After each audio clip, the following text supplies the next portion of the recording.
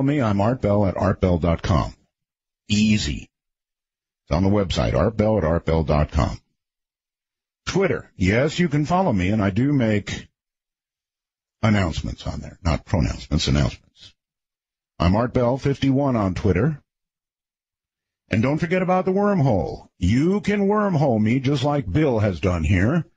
Bill says, hi, Art. Wanted to voice my opinion on Hoagland and his anomalies on Mars. I bought into, literally, the phase on Mars, but not another one of his finds. Note that his number 9 photo looks like all the rocks around it.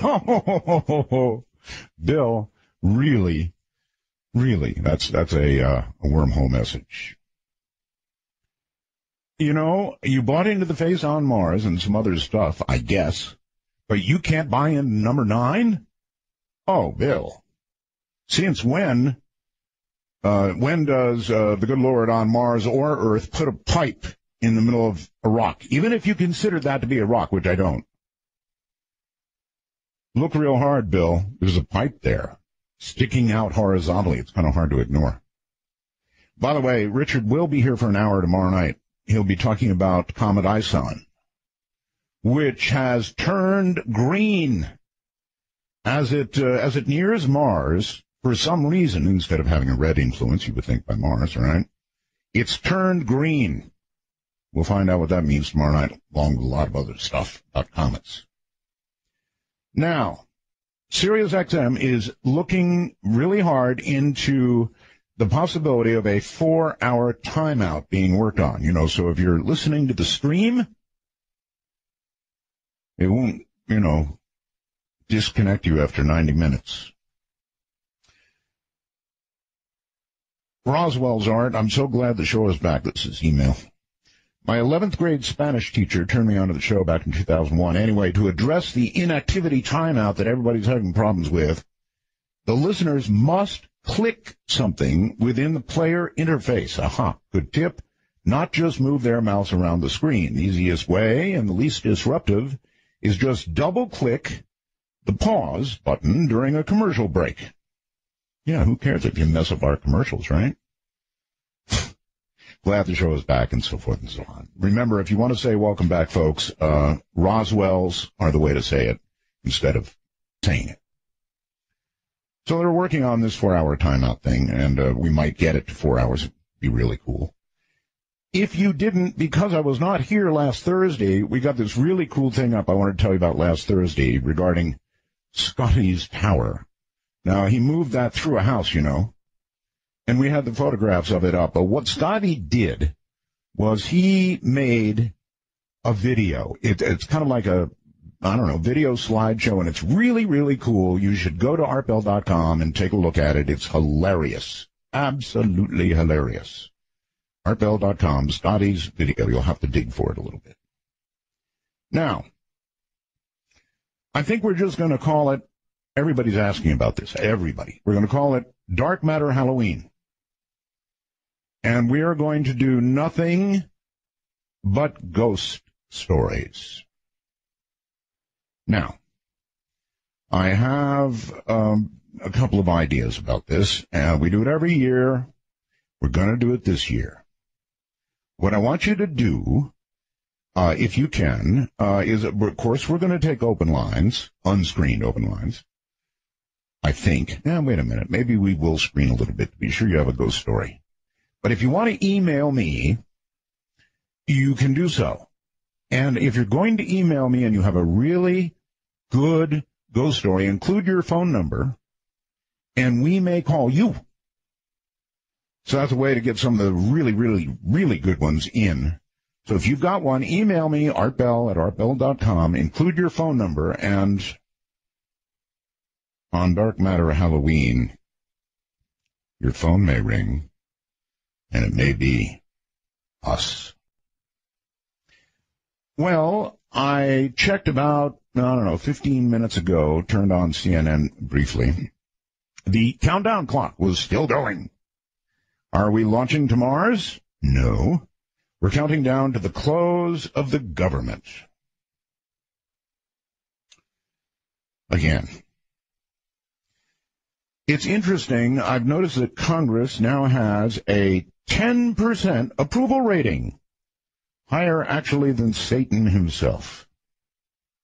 Oh, by the way, if they do close the government up, it's so sad, isn't it, that agencies like the IRS will close. Oh, but wait, they won't. IRS, even though our state parks are gone, trying to apply for a passport, forget it. But the IRS will stay open. Mm-hmm.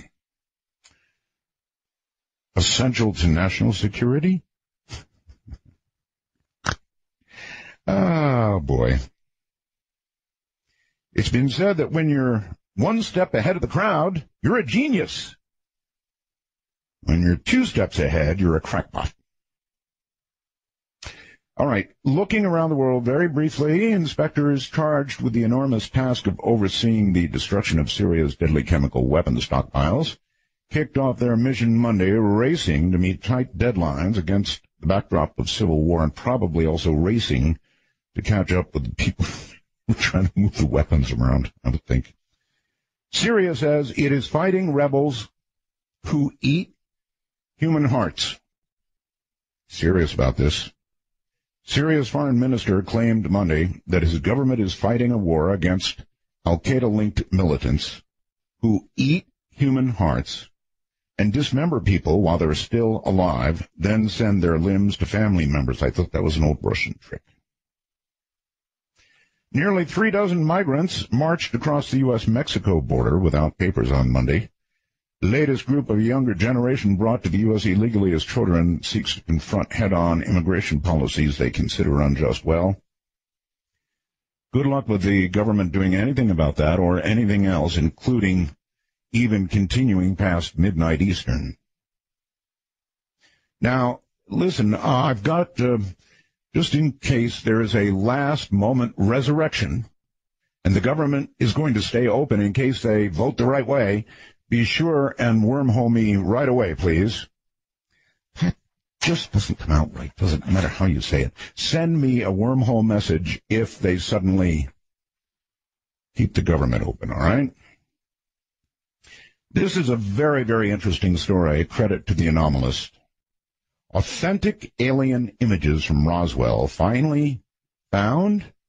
Does that end in a question mark? Yes. The UFO iconoclast. These images exist as Kodachrome slides, and Anthony Bragalia, late of the Roswell Dream Team, hopes to set the record straight on the truth and what's a lie surrounding the leaked stories in the past week. There have been rumors everywhere of new, real Roswell photographs. Thing is, though, Anthony says they're not going to release them to the general public since the owners are put off by some unprofessional ufologists.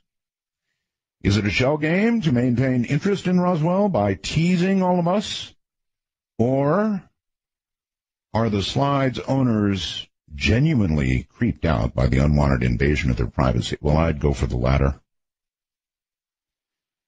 This is fireball time, folks. I mean serious fireball time. A huge fireball explosion created a power outage and a lot more in Yucatan, Mexico. That was Sunday evening last night. A weird sky phenomena broke up the monotony of a small Maya town as a huge object thought to be a fireball. And you can tell me what it is because you're going to be able to see it. It lit up the skies over the town of Ixmal in the southern Yucatan around 8:30 p.m. local time. The falling object was accompanied by a strong thundering noise, loud blast when it hit the ground. And it did hit the ground. Now, the crash, that's the word used here, was followed by flashing blue hazes, if you can imagine that, flashing blue hazes, and a power outage. The flames were observable until about 2 a.m. at the object's landing site. See, they used the word landing there. The sky phenomena was also observed in several other Mexican townships. What was it? We don't know. As you can imagine, people got totally freaked out by all this, and they found stuff. Now, you can see this thing, or these things. I'll leave it up to you. You take a look. Of course, we've got photographs. Something pretty good size crashed in Yucatan. If you go to artbell.com, you can take a look-see at it. Now, the police there were toying with some of the debris of whatever in the hell this was. By the way, maybe one of you can name it for me. I have no idea what this thing is. It looks like number 9. Well, not really, but you get the idea, right? Pretty big. Whatever it was, it came down, was pretty darn big. Space debris, maybe. And the police were playing around with some of the debris, and there is the picture of a human-like figure made of the debris. Now, whether the police did that or it came that way, I don't know. Other fireballs, I'll tell you tomorrow. We're out of time here. Other fireballs in Ohio. So it's like we're in Fireball City here, folks. I mean, lots and lots of fireballs. I'm not sure what's going on, but keep your eye on the sky, huh? All right, well, I'm not going to take any more of Mike Heiser's time. He is our guest tonight, Mike Heiser. Some of the things Mike Heiser talks about now, on the other hand, are written in stone. Mike Heiser is a scholar in the fields of biblical studies and the ancient Near East. He is currently the academic editor for Logos Bible Software in Bellingham, Washington, and serves as an adjunct professor at 3 colleges and universities. Mike has a Ph.D. in Hebrew and ancient Semitic languages, along with 2 master's degrees in biblical studies and ancient history. In 2005, he was named one of Fate magazine's 100 most influential people in ufology. Wish I'd seen that list. Mike is a well-known critic of ancient astronaut beliefs and for having the majestic documents tested by a computational linguist for authenticity. He is also known for his supernatural thriller, The Facade, which focuses on how an ET disclosure might impact traditional religious beliefs. Oh, we're going to have fun with that tonight. And how the alien question might be related to ancient texts, including, of course, the Bible. Mike, welcome to Dark Matter. Boy, Art, thanks for having me on. I just have to say, listening to you read the news is like listening to Vin Scully call a baseball game. Really? It's just, oh, yeah. I mean, I got to take a breath here. I don't want to sound like too much of a fanboy, but I'm just thrilled that you're back on the air. I don't know how you waited this long to come back, because it sounds like you just love it. Well, it's called a non-compete, Mike. Oh, man, I would have just been pulling my hair out. What little I have left, yes. It's great to hear you. Well, thank you. I've never received a compliment for just reading the news. I thought that was, I don't know. I have hackles too, at your introduction, your What music. part really got you? The eating of the hearts, was it? No. No? Oh, it's just rhythmic, just taking simple headlines, and it's Art Bell reading the news. You could just sort of sit there and listen to it for hours. Well, okay. It just brings back great memories, for me, because I listened to you, for years while I was in grad school, all by myself. I'm holed up as a security guard in my little shack, or the genetics lab that I had to guard, and I'm listening to Art Bell. I know you mean that like in the very, I know you mean that in like the very best way, but it's great. I know, but it makes me feel old. Well, I'm as old, the X number of years removed, as you are, but it's just great to hear you again. All right, well then listen to this, Mike, and then we'll come right back to you. Mr. Bell, this is an email. I'm so glad you're back on Sirius XM. Discovered the show about 15 years ago on a regular radio by accident. Enjoyed it very much. Get this, folks. I had originally heard your show on the island of Okinawa when I was a 9-year-old kid and we lived in Naha. My dad was a pilot in Vietnam. We were stationed on the Rock. And you introduced me to the rock and roll music, became such a big part of my life. You were the first DJ I remember, and I had my little transistor radio I listened to with a single earpiece. Yeah, they referred to something I did when I was there. I was on a teeter-totter in a contest with a couple of Marines. I had a Navy guy as partner, and we were up against 2 Marines. And we went for 57 hours, something like that. Anyway, he ends the email. Remember now, he first heard me when he was 9 years old. I'm 56 now, Art, and will always have a special place for Art Bell, my heart and mind. You're my Wolfman Jack. 56 years old now, and this person first heard me when they were 9. See, it's right. Wow. What you said is right down that alley. Well, it's not quite that far, but that's pretty impressive. At least you didn't hear me when you were 9. All right, let's get started. I want to talk about ufology. I mean, did you hear the first story that I read about the Roswell? Have you heard these rumors?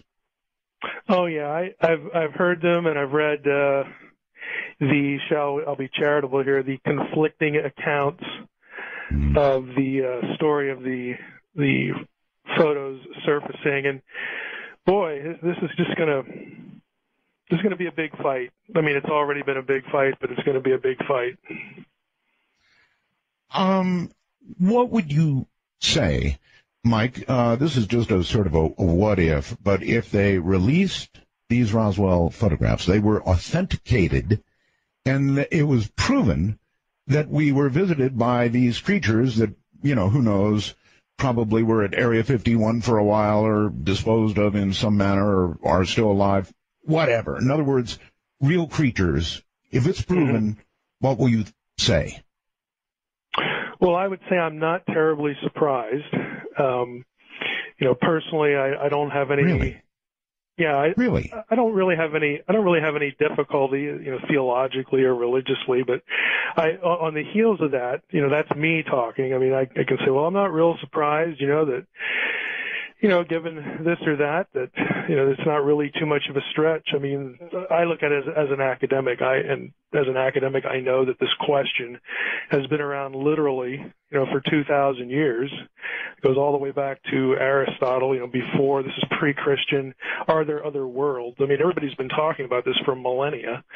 It's only really been recently that it's just become this scary thing, for religious people. So I would try to get people to pay attention to the conversation that's been happening for so long and say, look, it's a big deal because it is, now we have, evidence of this. But as far as the discussion, I mean, this, sort of just falls right into place. Then the questions change. They become different. It's not, are we alone or not? Then it's like, well, what does this mean? Where do they come from? Are there others? And all this sort of thing. I'd like to live, in the Star Trek world, where there's life, elsewhere and so on and so forth. I mean, I'm known for just asking what I think are reasonable questions about evidence and things like that. But if we ever had it, I wouldn't be unenthusiastic about it at all. But that's me. Mike, don't you think that in this era of discovering suddenly hundreds and hundreds of exoplanets, planets that are like Earth that could conceivably support life, that's a major discovery, you've got to admit, in terms of the probability of life being discovered. Yeah, I think those kind of finds are better than something like the Drake equation. I tend to be in the crowd that has a fairly low view of the Drake equation because I don't know. Explain for everybody the Drake equation, please. Well, this is Frank Drake, the astronomer, came up with a famous equation that tried to articulate the probability of life existing elsewhere. And and that's a worthy thing to attempt. The problem with the Drake equation is that every point of the equation was made up. In other words, there wasn't any data for it. Now, that's why I say this kind of thing. When we actually are starting to get data, there's X number of planets now that, to the best of our scientific ability, will support life. That starts to fill in some of those gaps. And so when I think probability, if someone's talking to me about the Drake equation, it's like whatever. But if they're talking about discoveries like this, to me that helps. Okay, so the last 5 years of the discovery of these exoplanets changes the equation? Well, if you're making a pun there, yes. Sort of, yeah. I would say, yeah, it changes the conversation in this way. I think the conversation on probability actually becomes more data driven than a sort of a contrived equation. And I don't want to say contrived there in a negative sort of way, but because I think it's worth trying to speculate, but without data, that's what you've got. You've got speculation. And I think it's a reasonable conclusion if it becomes a more reasonable conclusion, let's put it that way, if we have, evidence that there are other places that, again, life as we know it could be sustained. It doesn't prove anything, but it does make the probability reasonable. For me, it gets it on the table. If we didn't have any sort of planet other than Earth that we could talk about in these terms, and then we're going to have this probability discussion. Without that, to me, it doesn't even really deserve to get on the table. Well, now that we're just looking at little dots of light and saying, man, it would be a great waste of space if there weren't. That's an emotional argument, but I'd rather have data than, I don't want to sound cold here, but I'd rather have data than the emotional argument. All right. Well, we're beginning to get that data, and with those planets, for example, I had somebody from SETI on, Seth Shostak from SETI, and they haven't heard anything yet, Mike. But it occurs to me that if there's all these exoplanets that are like Earth, capable of sustaining life, why do we suppose that life would evolve, I don't know, the way we have technologically, and even have radio or TV or even imagine it? I think that's a reasonable question to ask, and I've wondered that myself. And you and I aren't alone there. I mean, there are criticisms of SETI in that regard, that why aren't you using a different strategy, to look for this or that. So, the truth is, the blunt truth is we don't really have any reason to make that assumption that they would be communicating the same way. But the reality is that's what's within our reach. And, it's a funding issue. It's a technology issue. It's a garnering enough interest, to get people to care issue. All those things are part of the discussion. You would describe yourself how? As a skeptic?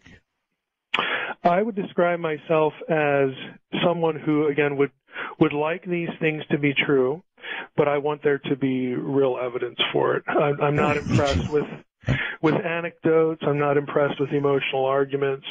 I just like to know, and when I say I believe or think X, I'd like to have something concrete to sort of base that on, to fall back on. So with some people, that makes me a skeptic.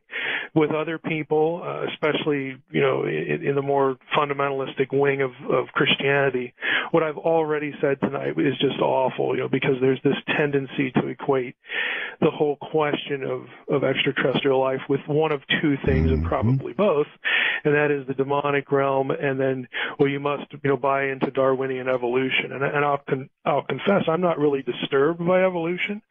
I don't really like materialistic Darwinism, but that's not the same as the idea of evolution. Are you convinced? Are you convinced of evolution, Mike? Yeah, I think evolution is a reality. The question in my mind, there are questions in my mind like, to what extent, what mechanisms did it need? I'm sort of at an advantage here, because when I was in graduate school, the place where I went to church was heavily heavily populated by professors from the hard sciences at the university there, the University of Wisconsin. Right. We had the head of environmental studies, we had the head of botany, we had 2 research physicists, we had a geologist, we had a professor of electrical engineering, we had another one in chemistry. I mean, the people like me in the humanities were like completely outnumbered. And all of them were very serious, about their faith, their theological commitments. And every one of them accepted the idea that, well, evolution, that's how God did it. No kidding. It's a no-brainer. They just didn't flinch about it. It was not trying to start a conversation with them. Well, what do you think about people who, might be here, even in our church, or some colleague you have somewhere, or some acquaintance that don't agree? And to them, it wasn't even a sensible question to ask, but yet they were very serious. Well, I spent 9 years in that environment. And so I just have to chuckle, when I read things or hear things about how this is sort of an all or nothing proposition, or, we either have to accept this or that, the Bible or evolution. There's no in between. It's like, I just know better. I know intellectually better because I read lots of stuff, but I know by experience as well that these are not mutually exclusive things. And so I'm not a scientist. I have to depend on scientists to sift arguments for me. I read things that I appreciate, on evolution. I read, there's a lot of debate within the hard sciences about evolution. Evolutionists don't all agree. Right. Isn't it easily said, Mike, that, God may have started the process of evolution, and that sort of cleans it all up right there? Yeah, and that's where most of these guys were. I mean, I think there may have been one or two that would be willing to say it was sort of, random. In other words, when you take that position that you just articulated, that God started the process, that involves a deliberate decision. You're speaking of God as a person, with making intelligent decisions and whatnot. And that's the common view for people who are in the sciences, who happen to be Christians, who accept evolution. There might have been one or two of these people that I knew that would have taken a step back even from that and made it a little more random, closer to what you would think of as a secular Darwin position. They were somewhere in between there. But I agree with you. I think that idea, and then the sub question is, tell me why God couldn't make that decision. Tell me. Right. Exactly. How, on what basis would you say that God is limited and kept from making that decision? And to me, that just kills the conversation. But, again, that's me. So I'm not troubled by the idea that if there is this thing, this force of nature, and in God's hand, some providential thing that we call evolution, maybe life evolved somewhere else. And then the discussion changes to, well, would God have a purpose in that? What would the point be?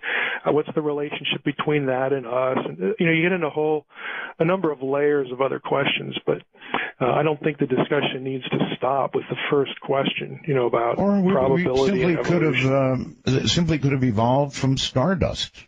I mean, basically, stardust, mud puddles, lightning strikes, you name it, right? Yeah, I mean, see, that is an issue, because if I were to say that to one of my friends, Professor so and so, he would say, whatever. But someone who's sort of been trained to think that, well, the reason, Art Bell is suggesting that, or the reason someone is saying that, is because they want me to accept the idea that, I'm an extraterrestrial, or extraterrestrials are our space brothers. And in other words, because they've sort of been conditioned to respond a certain way, they, unfortunately they won't really stop to think, well, there's 2 or 3 or 4 or 10 different ways to sort of look at this. And they'll kind of gravitate to the one they really dislike, and then, it becomes a real thing to fight over. All right. So with regard to extraterrestrials, you're not married to the idea. No, nor are you that distant from it that you can't embrace the possibility. No, I like I said, I have this romantic spasm in me that, boy, wouldn't it be nice if Star Trek were real, minus the Klingons and the Romulans, I guess. But, that would be really interesting. It'd be fascinating. It's sort of on my short list of, boy, wouldn't I like to see this before I die, that kind of thing. Oh, But me too. on the other side, yeah, well, I have things like let's clone a mammoth and all that kind of stuff. I mean, there are just some things I'd love to see them do. And again, this is on the list too. I'd like to know.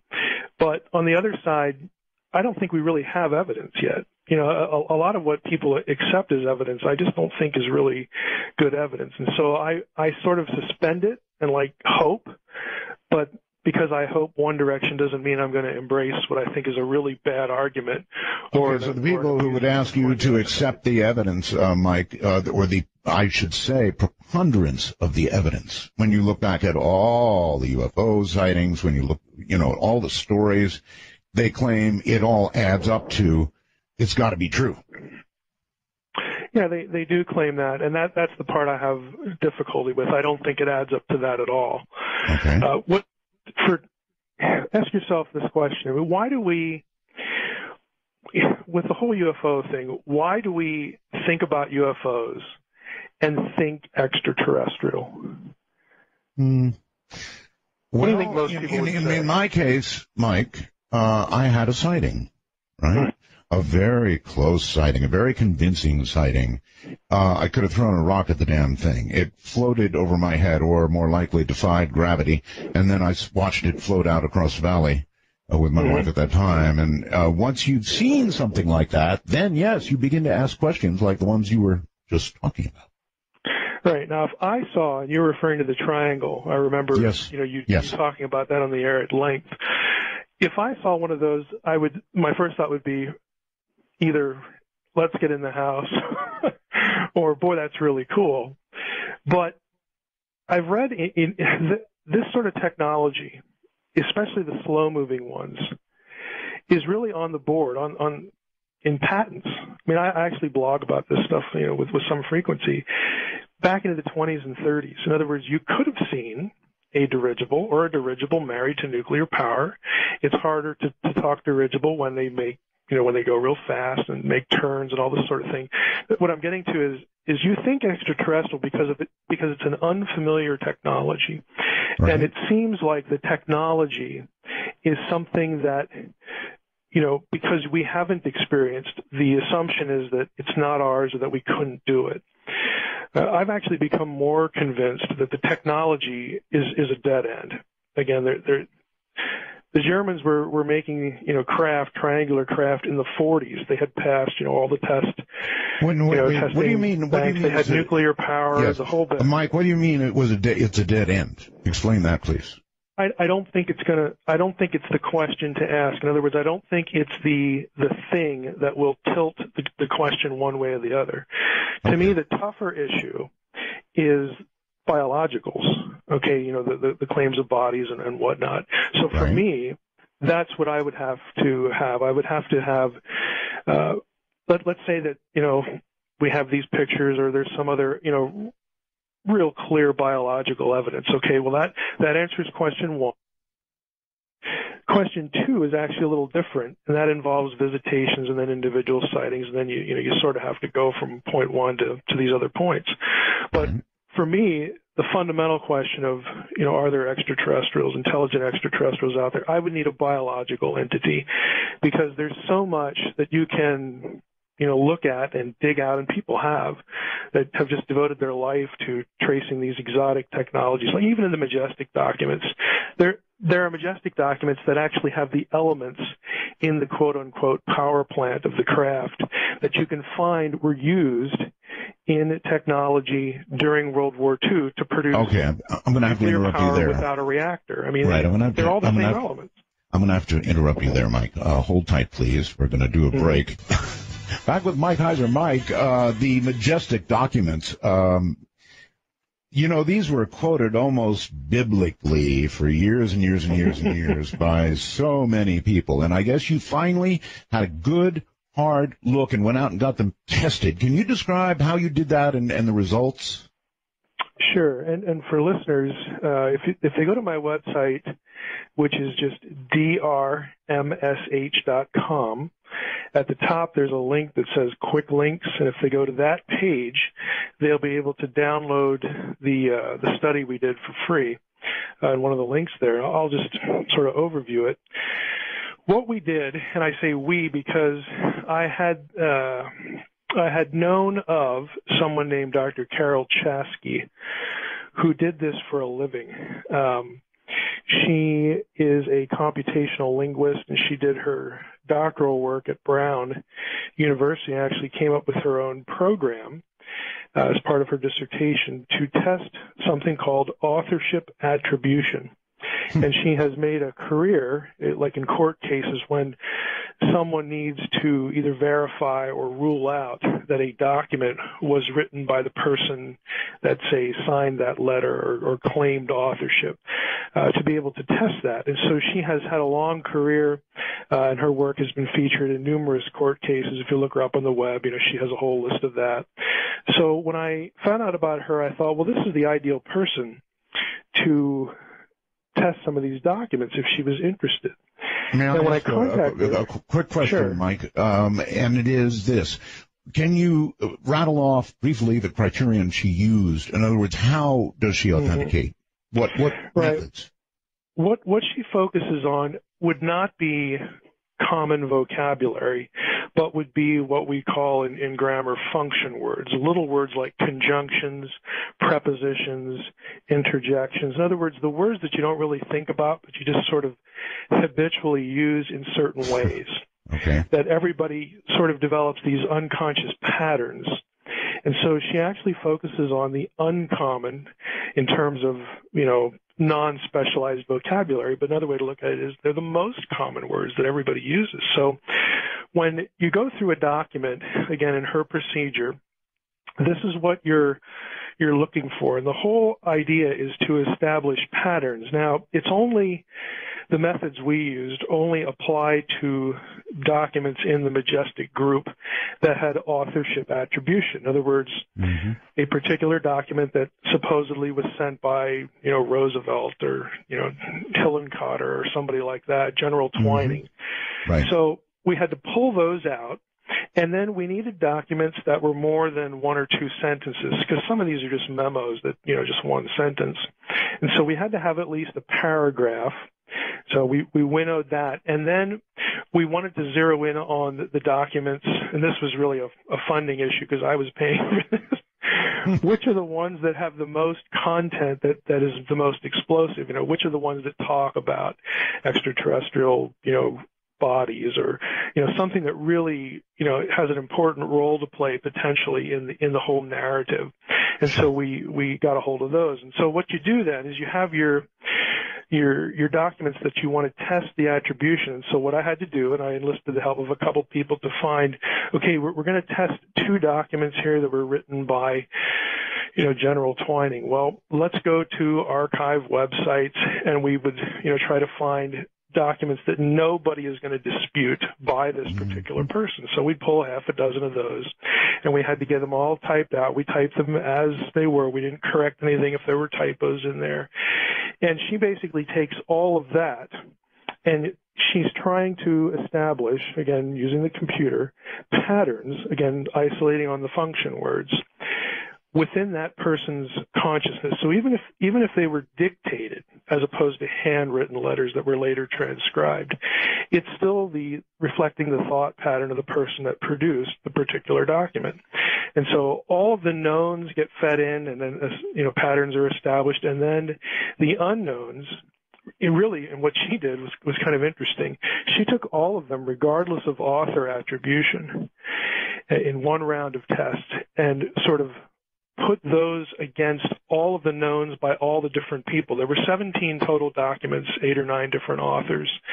And I asked her, well, why would you do that round of testing? And she said, if some of these documents, regardless of who the authorship is attributed to, if they start matching each other, regardless of the name, that's going to tell us that there may have been a common hand in producing them.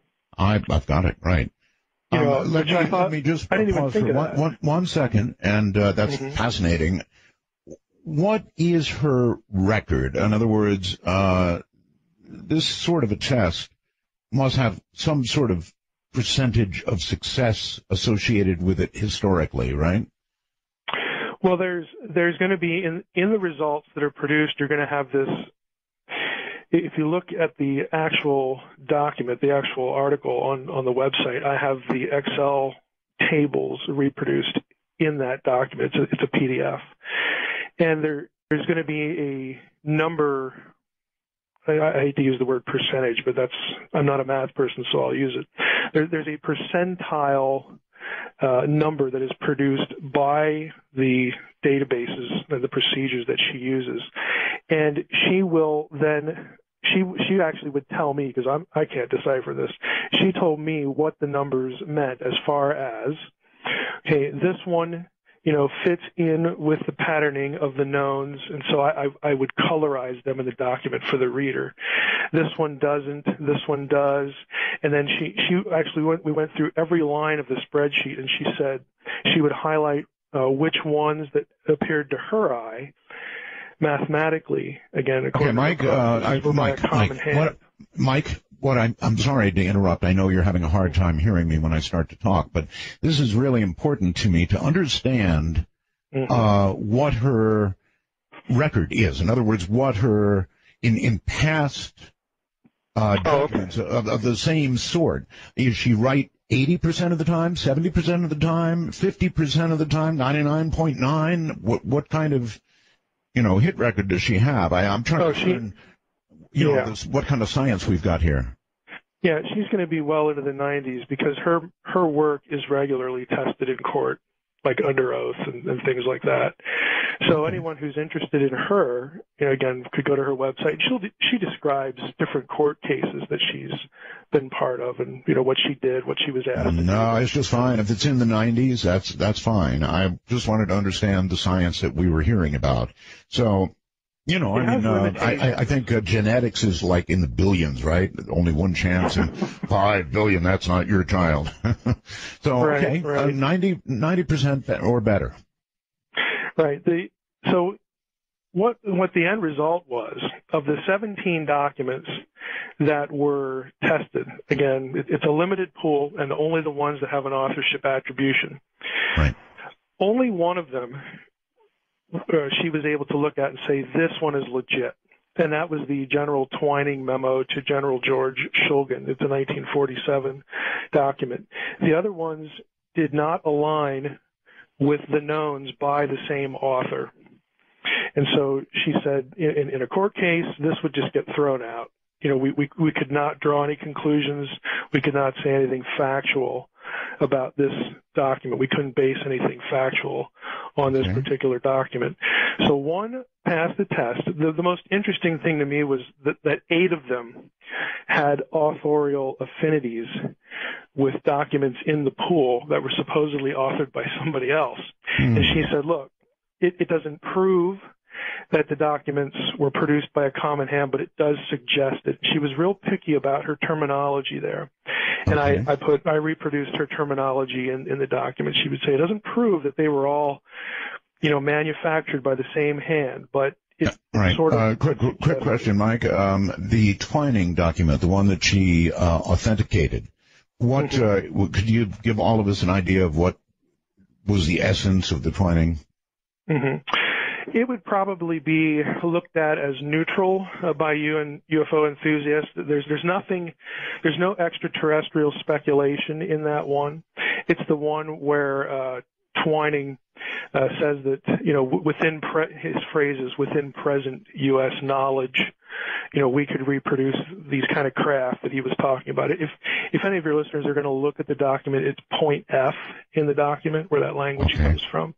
He talks about, speeds at 7,000 miles an hour that are subsonic. And, Twining's assessment in that particular document is that we're not thinking extraterrestrial here. Now, obviously, there are other documents within the Majestic, cache that we couldn't test because they have no authorship attribution. So the study itself was limited, but I should mention this one other thing to give Stan Friedman some kudos here. I deliberately also chose, again, when there was an author, documents that Friedman and others had, by other means, forensically shown that were fakes. And her study flagged those same documents. They did not pass the test. Only one did. So I didn't tell her about that either. I sort of used that for my own sake, that because I don't understand the science, I'm depending on her. Sure. To me, there would have been something wrong if one of those came up good when I knew they weren't. And so it actually validated, some of what the work that Stan had done on some of these other documents. Now I know he's very committed to the extraterrestrial, view of the documents. So it doesn't prove or disprove that. It does show, though, that there's a lot in this that really looks suspicious, and that shouldn't be earth-shattering either, because anybody who knows about the history of how we got the Majestic documents, it's a very shady history. For your listeners, again, I think one of the best things they can read on this is the 2007 MUFON Symposium document. That was an update on Majestic research. I have a link to that on my Quick Link site. But I'm kind of sour on the Majestic documents, and I know that there's a lot that's post 1989, which is a year that matters for this, this discussion, that could very well be genuine, and some of the older ones might be, but it's got such a checkered history that I don't feel like I can trust them for a whole lot. Okay, so other than the Twining document, the others showed basically attributes that would say, look here, the same person wrote all of these, except this one. Yeah, for instance, you'd be looking at a Hillenkotter document that matched the profile of a JFK document. Now, that just shouldn't happen. No. Because they're different people. And she just flagged, 8 of the 17 just sort of, stuck out like sore thumbs, to her, that she just thought there's just something not right here. And she flagged those right off the bat. The other ones didn't pass the test for, other reasons. But those 8, she said, there's 8 in here that they just look suspicious. Okay. And my next question for you, Mike, would be the UFO community. In other words, when you came out with these findings, how did the UFO community react to it? Was there a lot of anger? Were people lashing out at you, or what happened? Well, it was mixed, as you might expect. I unveiled this at a conference in Roswell, and Rich Dolan and I talked afterwards, and Rich was really enthusiastic about it. I mean, he more or less said, this is the kind of thing that we need to be doing, and I expect that from Rich. I think Rich is a serious researcher and have a high regard for his commitment to doing real research. My biggest disappointment was actually Stan Friedman, because he didn't want to really hear anything about it. I think he somehow got my novel, which has a lot of, there's a lot of religious angle to it, and the whole UFO question, confused with this report, because he just sort of went off on it, and I was a religious fundamentalist or something like that. And it's like, Stan, it validates this other work you did. I think you might want to actually read the document, and not get it confused with the novel. So it was mixed, but that wasn't a surprise, and that's okay. I just wanted to. Is it unfair, Mike, to suggest, as Stanton seemed to, that your religious background influenced you in some way? I mean, I think it's a fair question. Well, it would be if I had written any of the documents, and if I was the computational linguist that had it tested, and I was the computational linguist that produced the program that had it tested. I'm none of those things. I was just the guy that said, hey, here's somebody who does this for a living. Would she be interested in, testing these documents? And she was. So, it didn't really go anywhere as far as a huge, impact, because, to be honest with you, people are sort of committed, to what side of this question they're on. Most people, are more interested in looking at evidence that kind of, leans the way they hope it leans. I wanted to know, because I'm a language guy, and we do this kind of work, in the office with not forensic, authorship attribution, but we do lots of stuff with software that applies to languages. And so this just seemed an area that I could actually contribute something, into ufology. So we did it. Okay. Well, it certainly wouldn't surprise you, Mike, would it, that a lot of people would perhaps accept Stanton's notion that you are committed to a particular point of view, and this fits that point of view. And I'm not suggesting that there's anything wrong with the findings or the testing or anything else, but I can see why people, might say you're married with a certain point of view as well. Well, I don't really care one way or the other. I mean, if there are aliens out there, then great. I just like to know, and I'd like there to be real evidence. I don't want cloak and dagger anecdotes. I don't want, accusations going from this ufologist back to that ufologist where I have to pick which one I like. And that is not data. Mm-hmm. And if that irritates people, well, so I'm not responsible for that. Okay. All right. No, that's entirely fair. You've also debunked the ancient astronaut idea, right? I mean, what about the long runways down south and all of that? All the rocks that have been decorated, seeming to show aliens with space helmets and all of it, Mike. Why? In what way do you feel? In other words, do you have something, I don't know, equivalent to what you did with the Majestic documents when it comes to ancient alien theory? Well, I don't. In my mind, I distinguish everything we've talked about up to this point. The question of, are there extraterrestrials? Are these documents real or not? So on and so forth. I distinguish all of that. To me, that's serious ufology.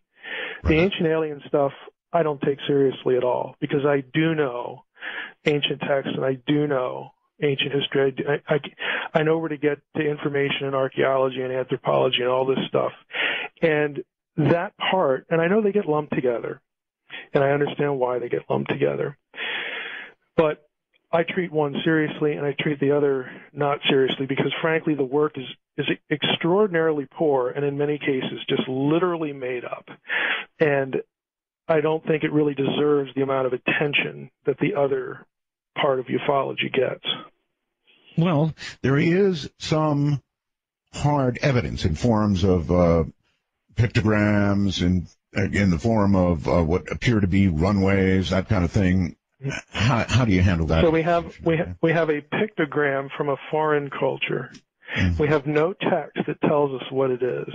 Very true. So what we have, and this is just the blunt reality, okay? This is realville here.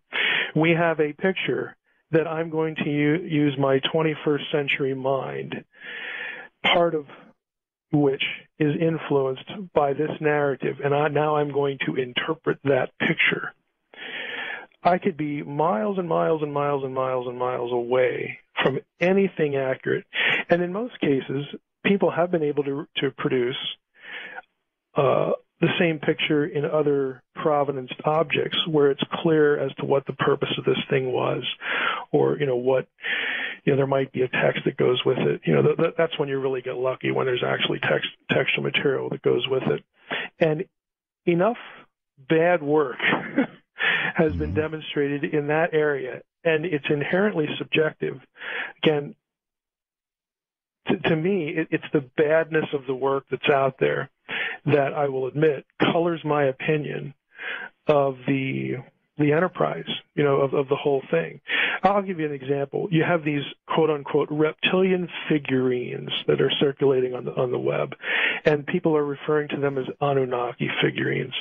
Well, guess what? Yeah, they come from Iraq, but they come from a civilization that predated writing period. They predate the Sumerian text, and they don't have any text on them. Why? Because writing hadn't been invented yet. There is nothing about the object that tells you anything about it, that identifies it in any way, but people will take it and just run with it. All right, hold it right there for a second, Mike. We're going to take a break, and we're going to be right back. Fascinating stuff. So we'll get to the pictures on the rocks, the runways, ancient astronauts, how it all just isn't right. I don't think he agrees with Zachariah.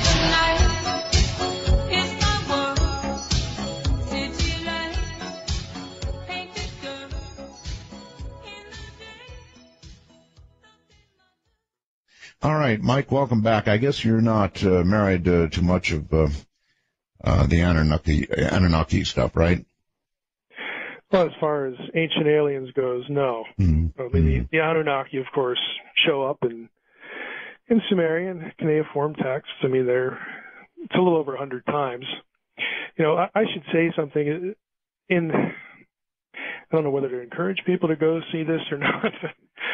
One of the things I did on my websites devoted to Zecharia Sitchin and ancient astronaut stuff was I figured, well, I don't want people to just take my word for it.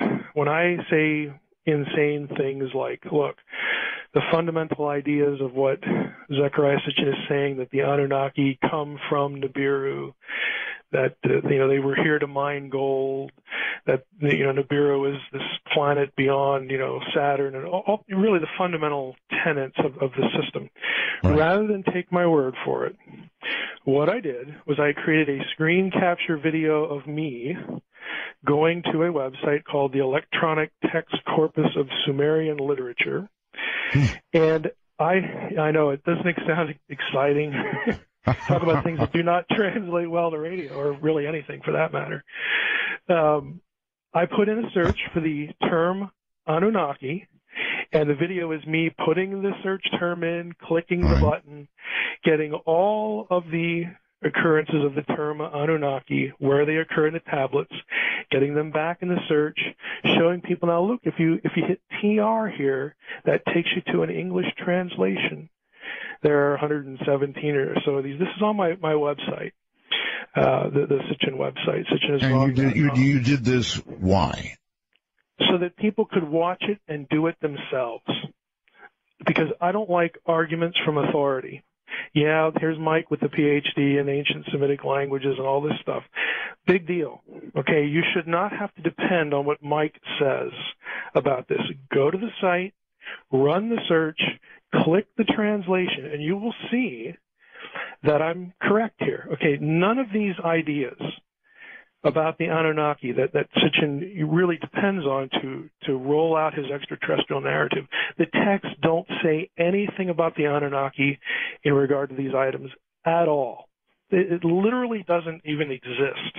It's not a question of, well, Mike would translate it this way, but someone else would translate it that way. I'm saying the material doesn't even exist. Now, if I made a crazy claim like that without knowing that it was real, I mean, I'd have to have my head examined, okay?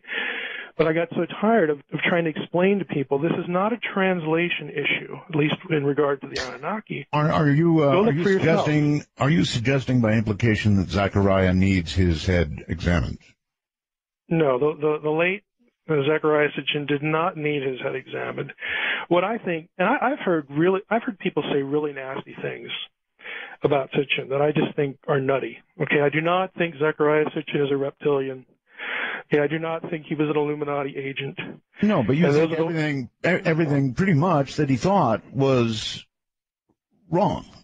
I think his narrative, his explanation of the Sumerian text is completely wrong.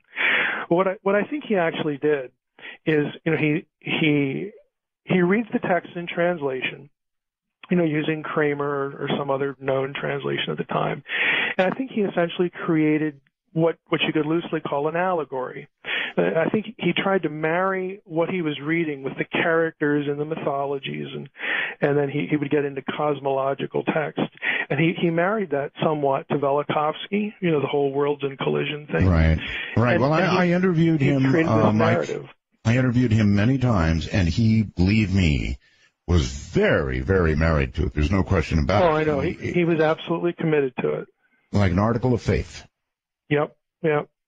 And I'm just saying, look, there's just nothing here. I mean, it's not the same in other issues, that where you do, there are issues of this is a good translation, that's a bad translation.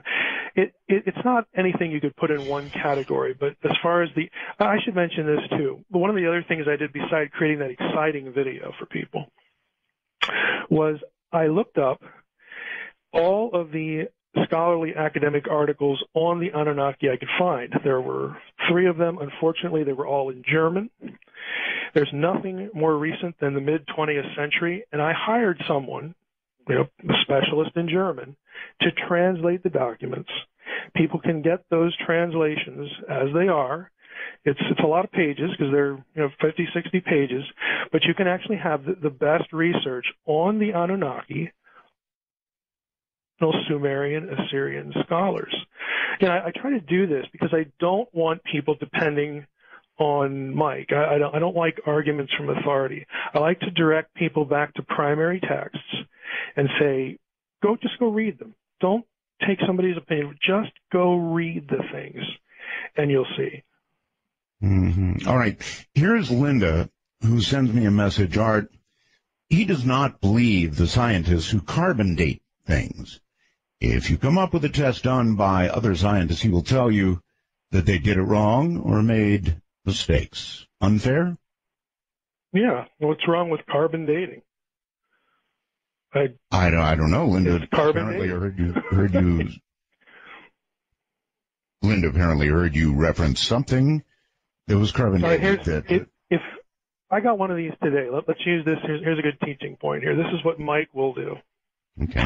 I got an email from somebody that sent me a picture of an object and says, "What do you think of this object that I discovered?" And it starts telling me what it is. Okay, and that's ancient alien stuff. My first question is always, okay, I need to know where it was provenanced. In other words, where was it discovered? I need to know that it was not a disturbed site. Can you direct me to the publication, to the archaeological publication? I have access to lots of databases as a faculty member. I can get to a lot of things that other people can't. Can you give me the archaeologist's name or the art? I mean, I'll find it if you give me the information, and I'll go read it, and maybe I'll post it on a blog if you like. I mean, I'll ask them. 99% of the time, I don't get anything back. What I want is I want real data. If you give me a carbon date for something, my first question will be, who dated it? Show me the report. All this stuff gets published. This is not, secrecy.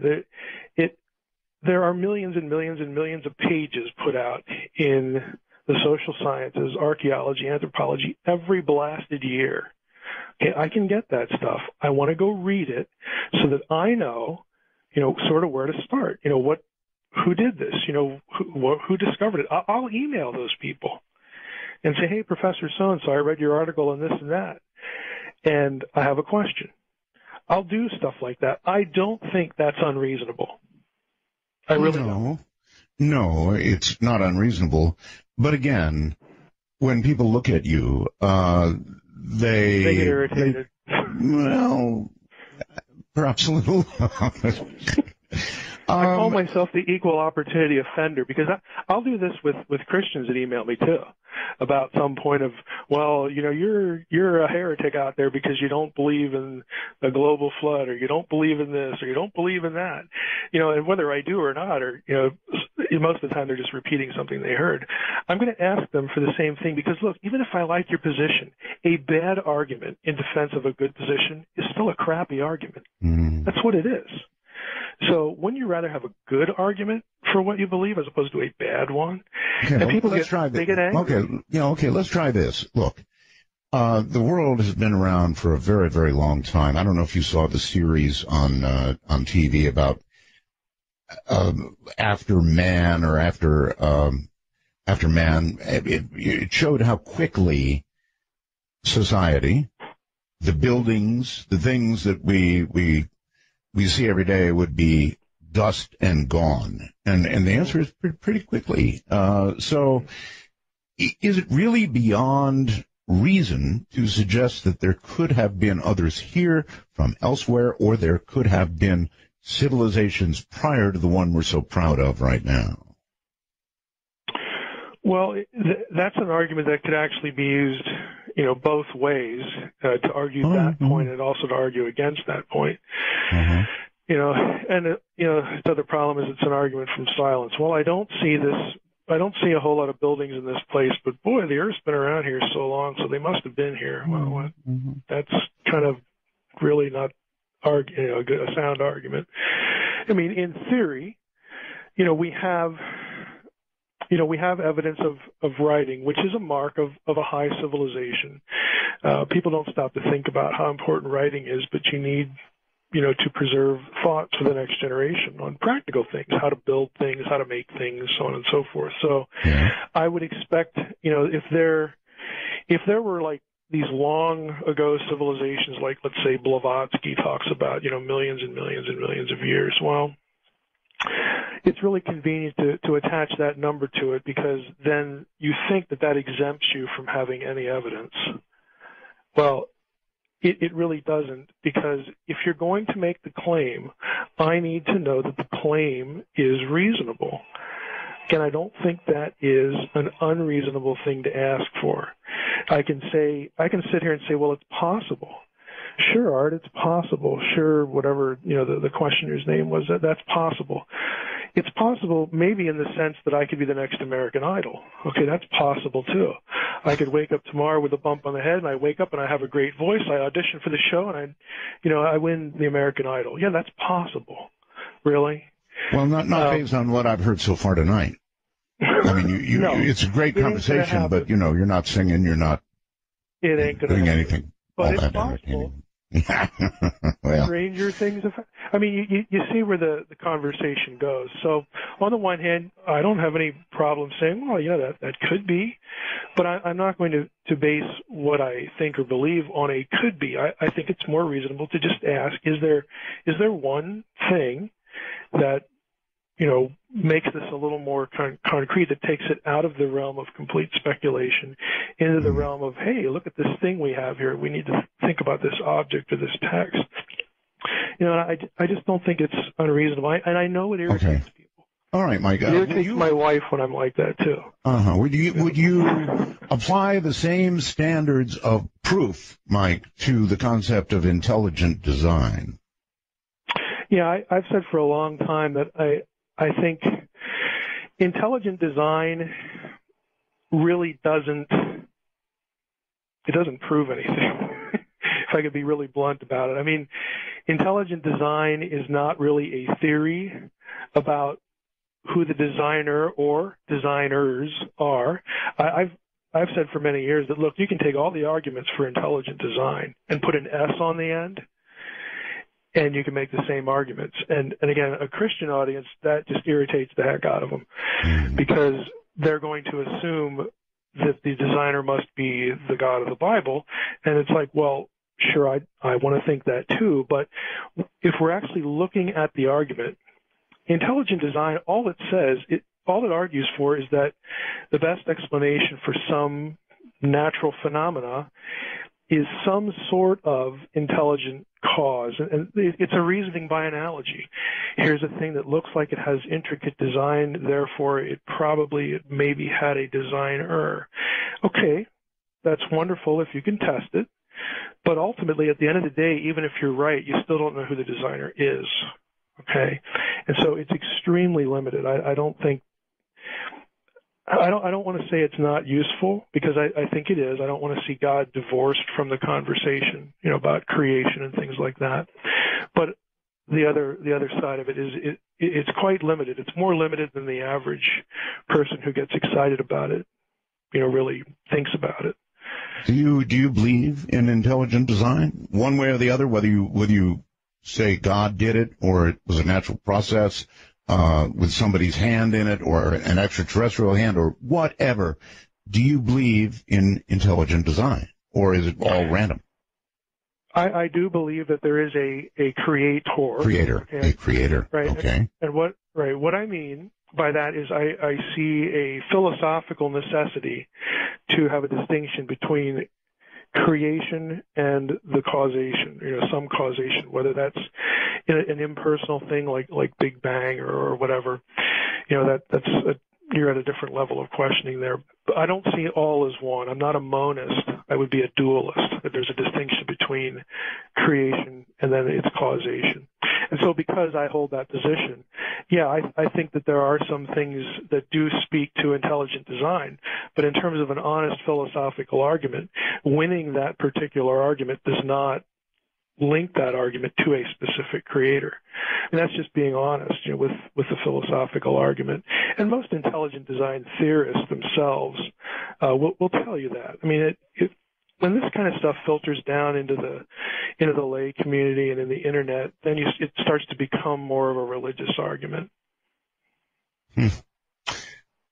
So you do believe, to boil it down, in intelligent design, that there was a creator. Is that creator the one of the Bible?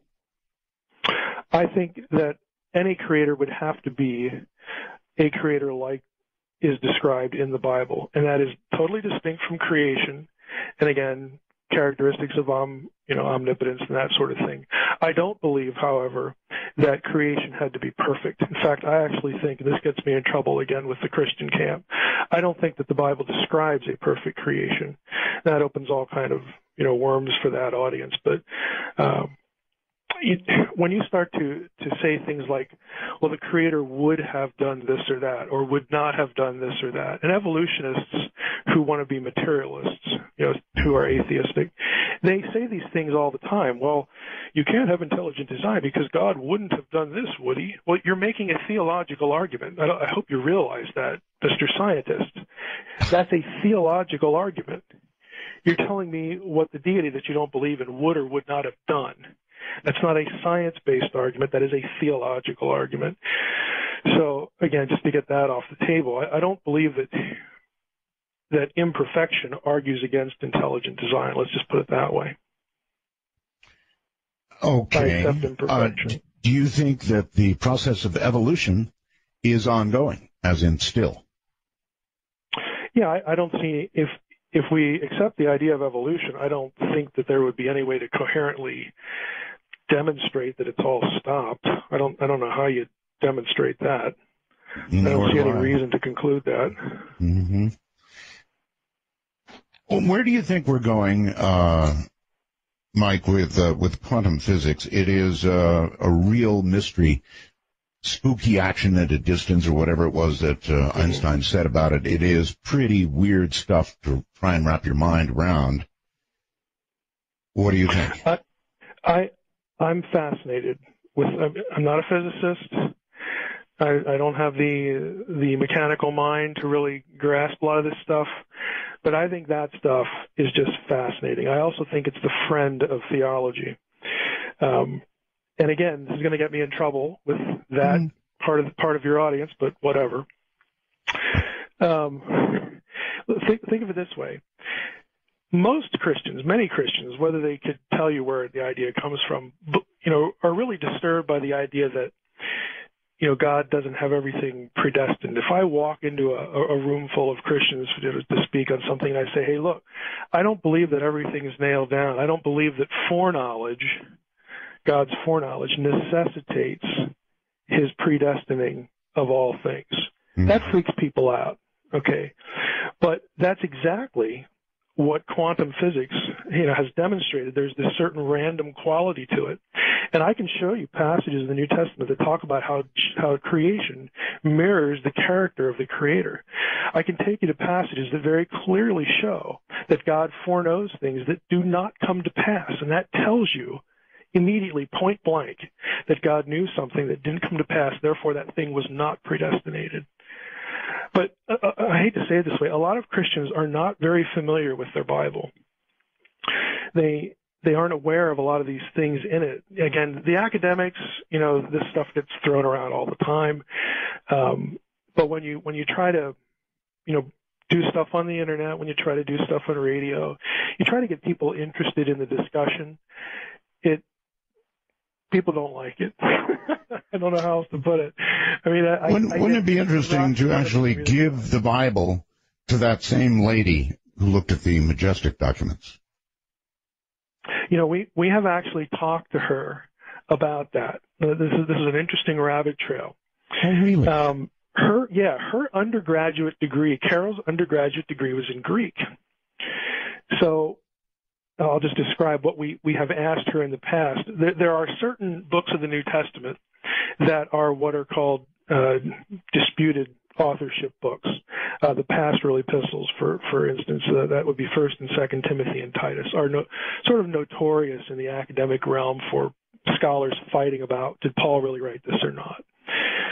So we've asked her, hey, are you interested in this because we can give you, the digital form of the Greek New Testament and check out authorship attribution. And of course, she brings up the obvious problem.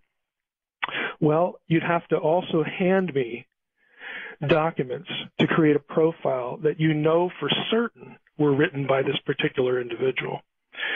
And she, and frankly we wonder, could we do that? Because most of Paul's letters, we'll just use Paul for an example, most of Paul's letters are disputed in some way at some point in the letters, even the ones that are sort of, everybody accepts as genuinely Pauline.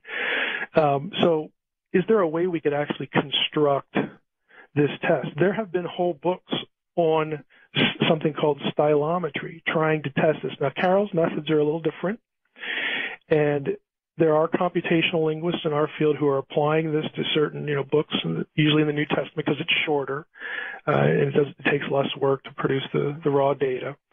And the results are mixed, but she'd have her own unique approach. So that might happen. We might be able to, convince her to do this, and it would have to be, worthwhile. We want to get something publishable out of it. But there are scholars who do that. You wouldn't be afraid of that. Oh no, I think it'd be very interesting.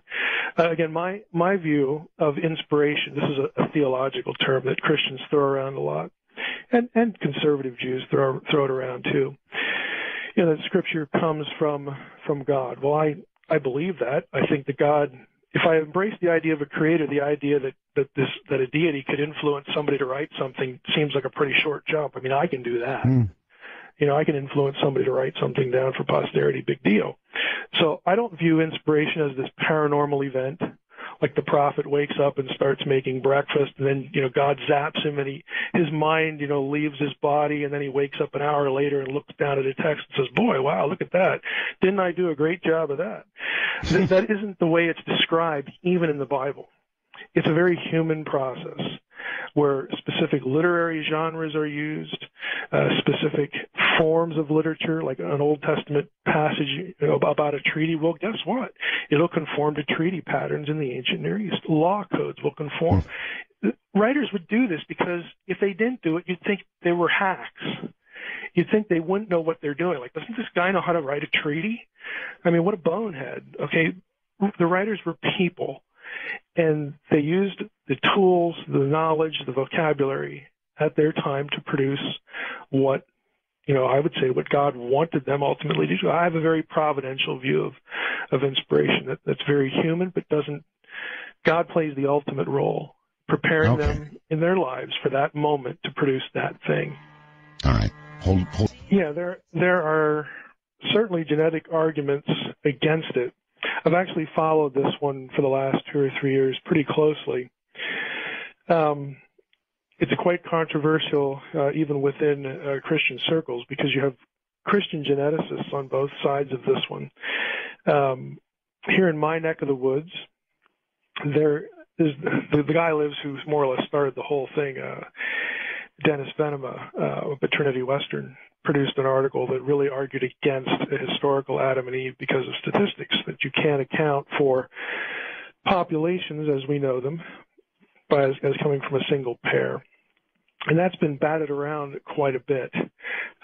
Some people, and I think about this, some people would say, well, we don't really need to care about a single pair because if we go back to a literal reading of Genesis after the flood, we have more than one pair. We have 4, Noah and his sons. And so then the argument proceeds from there. My view is I don't think that theologically we have to affirm a historical Adam, although I'm not convinced that we shouldn't affirm that. In other words, I think the genetics is still divided on the issue. So I think, 5, 10, 20 years, we may, statistical genetics might be an area that really gets a lot of attention. More work's put into it. We might have something more conclusive than it is now. But there are good arguments. You sound pretty unsure, but what I've noticed is I don't know where to come down. Yeah, but I have noticed that arguments that could go either way, like somebody who is a little married to what he believes, you have them fall down in your direction. Oh, I don't know means I don't know. Okay. Now, for your readers or your listeners, I think one of the better books on this is by a guy named Peter Enns. It's about the historical Adam, the evolution of Adam. It's called. And Enns is an Old Testament scholar like I am. I know Pete. He got into trouble for a neutral position on this, or actually one that favored the evolutionary argument. But his argument is actually text-based, and that is he marshals a lot of evidence, and he's depending on the dissertation that somebody else wrote, in part, that the story of Adam is actually a deliberate parallel to the story of Israel. And if that's the case, then the whole point of the story of Adam might be, again, something literary, talking about the nation, using this story to parallel the history of the nation. And you mean metaphorical? It's a metaphorical thing? I mean that, right. And I think he does a good job of laying it out for the non-specialist. It's controversial. I like parts of what his argument says. I like, I don't like other parts of it. But I think in this case, I don't think genetics lies, obviously. I do think, though, that, and the people who are in the field will tell you this in the articles they produce, that statistical genetics is still somewhat new because the genome isn't that recent. It's a burgeoning field. So I think for this one, it's like 10, 20 years down the road, we may have something more conclusive. But either way, in terms of biblical scholarship or theology, I think this is something that can go either way. And I know that would upset a lot of people for different reasons. But again, for those of you who are Christians out there listening, I can say this because I do not take Romans 5 the same way most of you do. So we'll just leave it there, I guess. Then it becomes a well, argument. So when you get to the genetics, you would think the percentages would be way below what the MJ12 document reader was able to achieve. I don't know that I'm qualified to comment on a comparison because I don't really know either field. But, genetics doesn't lie. I mean, we depend on genetics for a lot of different things, in terms of medicine, agriculture, all sorts of things. I mean, genetics is genetics. I mean, it's real. The data are real. The issue is the statistical analysis of the data. So who knows? I mean, Carol might be able to look at it and say, well, this is like what I do or not like what I do. I'm just not qualified to say that, make that comparison. Okay. Well, I was just interested in the weight that you put on one versus the other. If people want to go, I would, if you're interested in this question for your listeners, again, if you go to my website, drmsh.com, up at the top, one of my blogs, it's called The Naked Bible. You click on that, and you can go to that site, and on that site, there's a tab that talks about anthropology, biblical anthropology, which includes the Adam question, and there's one on Romans 5. Again, it's a key passage in this. I've blogged a lot on this because I'm interested in genetics. I think it's kind of fascinating. Again, even though I can't digest a lot of it, I'm really fascinated by it. Well, if genetics comes along and begins to say things that are, I don't know, in direct contrast to what you believe, and I know you do have faith, Mike, and some of what you say has got to be influenced by that faith. It'd be an uneven world if it was not so. So would you admit that is to some degree true? Well, here's my secret, Art. Your listeners can get the alert here.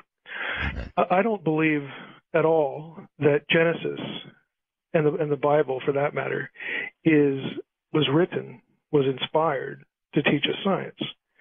Okay, we talk a lot about the need to interpret the Bible in context. Especially again, you think it was metaphorical, really? No. I think the context for the Bible is the context that produced it. In other words, it's not the Reformation, it's not the early church, it's not the Catholic Church, it's not this creed or that creed.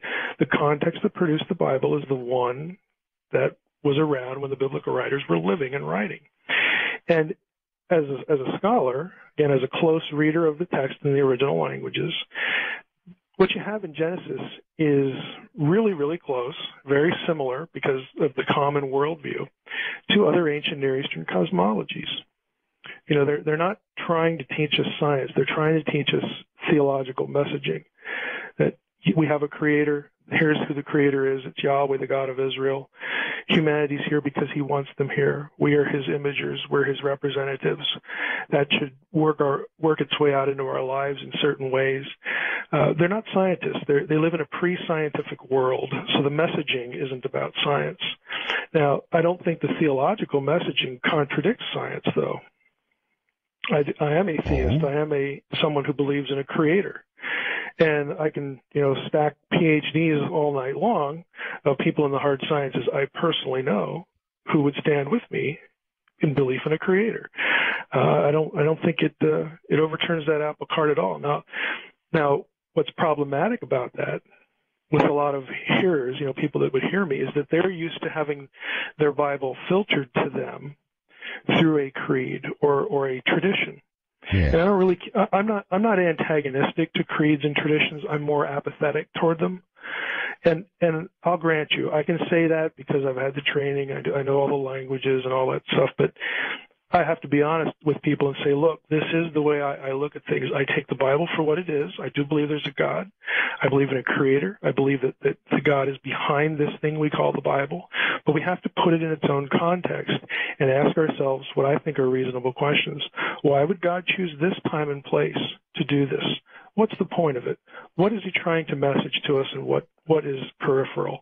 Things like this. So as a scholar, I'm very mainstream in that, but when it comes to, people who, don't work in the field, some things I say can bother them. And I understand why that is, but I just don't filter it. A lot of my guests bother people. For example, I had a fellow on named Matthew Alper recently. Mm-hmm. Matthew wrote a book called The God Part of the Brain. Mm-hmm. Have you ever heard of that? Oh, yeah. Yeah, I've heard, not the most recent show, but I've heard previous shows with Matt. Good. All right, so basically, he's saying that, look, human beings have an innate fear of their own mortality, and the brain has adapted over time to embrace the concept of a creator in order to assuage that fear of mortality. And it is a reasonable thing to imagine. I wonder how you address something like that. Well, your audience will understand when I say this, and I'll try to unpack it. If I had to put my money on Matthew Alper or Dean Radin, my money is on Dean. Okay. In other words, Alper's position depends on philosophical materialism, that all that is real is somehow biologically based or material based. Okay, I don't believe that. Lots of people don't believe it who have nothing theological invested in it, and lots of neuroscientists don't believe it. The real question comes down to, is all this stuff something the brain produces or something the brain receives or mediates or filters? You have the radio and you have radio waves. Mm-hmm. Okay, one of Alper's things is, well, if you took this gene out or you took this drug, it would sort of shut the thing off. Well, if I took the battery out of a radio that I've been listening to, I cannot conclude that the radio waves are not still there. Well, one of the things he did say, I want you to address this, is that, look, if you take somebody who is very religious and they have an accident, they hit their head, many times they're suddenly not religious anymore. Exactly what I would expect. That phenomenon works just fine with the idea that the brain is a receiver or filter of consciousness. You do not need to have the idea that the brain produces consciousness or is consciousness to explain that. Both paradigms can explain that very same thing. And again, I think on one hand, what Alper's saying is I think more intelligent than weird stuff like the God helmet guy, which I think is just ridiculous. So I'm going to give Alper credit for coming up with a more thoughtful idea. It's not unique with him. I mean, if anybody who's studied, and again, this is something else I'm interested in, the whole problem, quote unquote, of consciousness, gets into the mind-body problem, the mind-body issue. And neurosciences, neuroscientists are divided on this issue. I mean, I would want to know things like, well, why doesn't everyone believe in God then? Why do some people who believe in God later embrace atheism? Well, the numbers are why pretty are high, conceptions though, of why are conceptions of God so different? Right. Let me repeat. The percentages are very, very high. I mean, even if you go to islands. Percentages for which? Those who believe either in God or a God. Those who worship. It's almost universal. You can go to islands that have been barely I would touched expect that. Okay. Well, I mean, again, if we're going to, let's just throw the Bible in here again. Romans 1, Ecclesiastes teach the idea that since we are made by God, we are designed, to want to seek Him. We have this innate sense, innate urge, again, this, and if we don't have that relationship, we have this gap or this empty space in us. So again, it's a very first century or more ancient way of saying just what you said. I mean, we would expect that if we are made in God's image, there would be something in us that would be attracted to Him, that would seek Him, that would feel incomplete without it. So that doesn't surprise me at all. Again, going back to the two sides of the issue, you don't need Alper's position to explain that. Alper would agree with a lot of what you just said. Oh, I know, and neuroscientists who would disagree with his explanation of it would also agree with him. There's a lot of agreement here. It comes down again to that sort of radio analogy. Is it the thing that produces the sound waves, or does it receive them from somewhere else? So ultimately, it comes down to this issue of, are you a materialist or are you not? Okay. What about, let's go back for a second to intelligent design. What about the argument that as we look around us every day, Mike, everything is just as it has to be? Now, you can attribute that to a maker, or you can attribute that to the fact that we're here, and we wouldn't be unless it was as it must be. We need, we came up in a world where we need this kind of oxygen mix, the right gases, there's water, there's everything that we need. Well, you can attribute that to a designer, if you wish, or you can attribute it to the fact that it couldn't be any other way, and have a speed. Right. Well, that's true. And someone who, I mean, you've interviewed Hugh Ross before. And this is exactly where Hugh Ross is at. The so-called anthropic principle. Right. The second option, if I were Hugh Ross, I would say, well, isn't that less of an explanation than the first option? Because the first option allows the second to exist, whereas the second one doesn't allow the first to exist. In other words, we're designed as intelligent beings, and intelligent beings will at some point ask that question. That's a long way of saying, both are on the table. Both people, both options are held by different people. And that's kind of where these arguments stall, which becomes a philosophical argument rather than a scientific argument. Which one is more coherent? And that's where the argument takes place. I think the argument for theism is more coherent. Would you think that if you were addressing a whole room full of ufologists, would you basically tell them they're wasting their time? No. If it's ancient alien stuff, I would say yes, you're wasting your time. Really? If it's, again, what I define as serious ufology, again, I think most people who witness these things are being very forthright. They're telling the truth. I saw this or that. So I don't think this is a field that is full of. I mean, we have hoaxers, but I don't think it's full of them or people who want publicity and all. Again, we know those people are out there, but for the most part, I think people really are serious about it and really want to know. And I'm in that bunch that would like to know. And so if we're talking about in our world today, again, back to the technological and the biological question, since I think it's reasonable to discuss the idea that extraterrestrials could exist, then I'd like to know if they do, and if this particular sighting or a crash or whatever it is, that might help us answer one of those questions. Why not? Why shouldn't we be doing that? So I don't think they're wasting their time at all. Okay. Here's one for you. This is just a what if. I'd kind of like to know how Mike would react. Okay? Is that all right? Mm-hmm. Sure. If we were contacted, if we were suddenly to receive a signal, and that signal was verified by everybody in sight as being extraterrestrial, and the signal included the information that, yes, we have been watching you since it all began for you, since you became intelligent beings, and we are your makers. I wonder how you personally would react to that. I would like proof for that. Mm-hmm. In other words, the fact that you're a communicative being that's been around longer than we have, and has some whatever point of superior technology.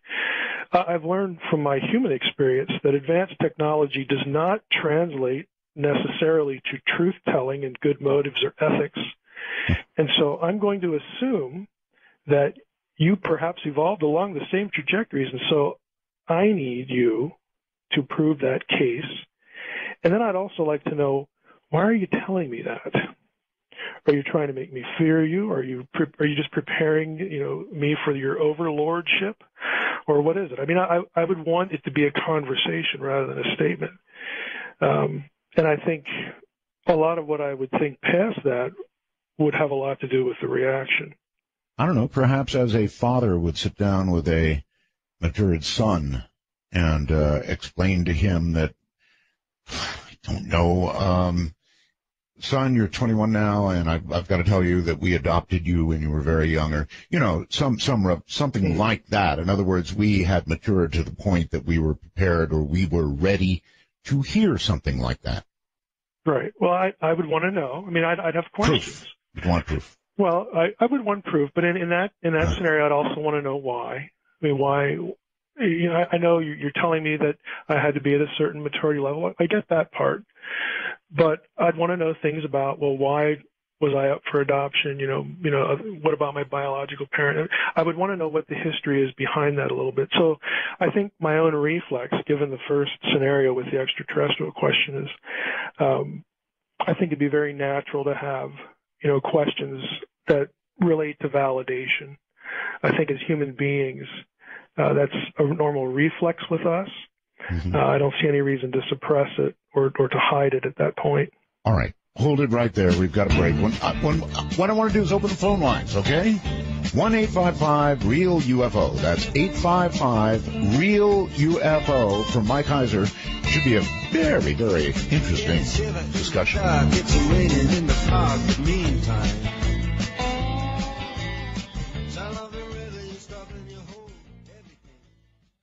My guest is Mike Heiser, and I'd love to have you get into it with him, if you would like to. The numbers are easy, 855-REAL-UFO.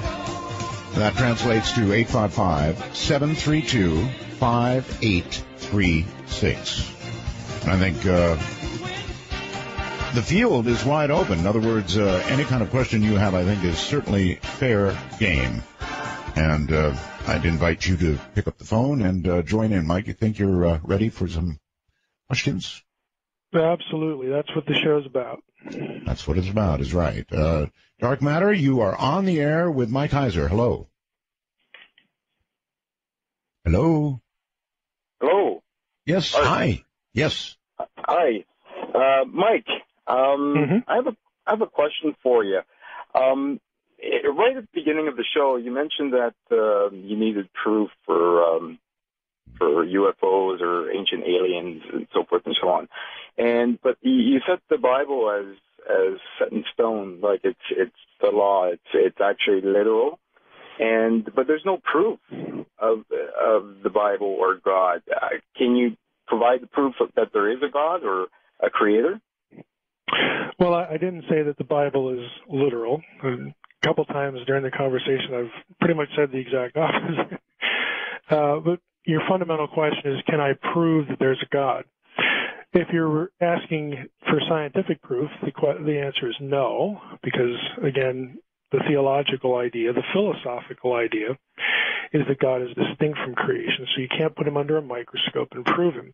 This is why the argument is philosophical, and what I mean by that is, what is more coherent? The idea that everything is here because of nothing, or everything is here because of something. So when it comes to the philosophical argument, yeah, I think there are really good philosophical arguments that favor the existence of a being that we would call God. Okay, so the being could be God, or it could be an alien, or some other civilization. In terms of an alien, I mean, I think we have to be on the same page here. I kind of think we are.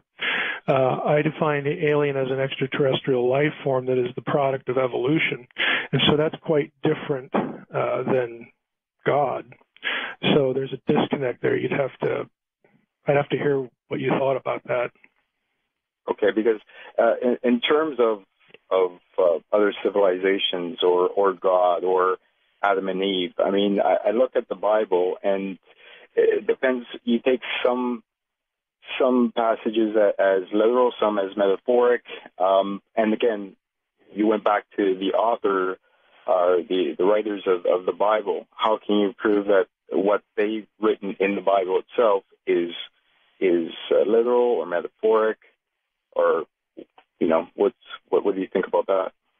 Well, on one level, I don't care, because I think the point of the Bible is not to teach us science. Now, I think creation is something that we should study, something that God would expect us to study. Science is just as much of a worthy endeavor as, pastoring a church or something like that. It's about a set of ideas, and I think the ideas, not just with the Bible, but other ancient texts, are coherent. We didn't put creation here, the creation we experience and see. We're not responsible for it, so somebody else must be. Again, that takes you into this idea of a creator, and I think that's a reasonable assumption. It didn't make itself. But Mike, I think that a lot of ideas that talk about previous civilizations and or creatures from elsewhere, they're coherent. I think a lot of these ideas are coherent. And it does seem to me, Mike, that when it comes to those sorts of things, you demand a very great level of proof. But when it comes, you know where I'm going, right? Yeah. Oh, yeah. Maybe that's kind of what the caller's saying here. Well, when it comes to the demand for proof for a biological entity, I would like biology. When it comes to the demand for proof for a non-biological entity like God, then I think by definition we have to look at it philosophically, the rules of logic and things. It's kind of the difference between scientific evidence and legal evidence. We use them both, but they're not the same, and we can argue about which one's better. But the fact is that each of them applies in its different realm. And so, I can't reproduce a crime or some event that happened in court, but I can argue, again, using the rules of logic and points of evidence, for this scenario is more coherent than this other scenario over here. So I think the requirements for both are appropriate to the realms in which they're operating. Caller? So you have faith in God, but in terms of a biological being, you need actual physical proof. Your faith in God is basically your proof that there is a creator, which you call God, correct? But if I would not use the word faith. I would use the idea that there is a God is more reasonable. I don't really divorce reason and faith, that much. And I mean, some people do, some people don't. But I think faith without reason is pretty useless.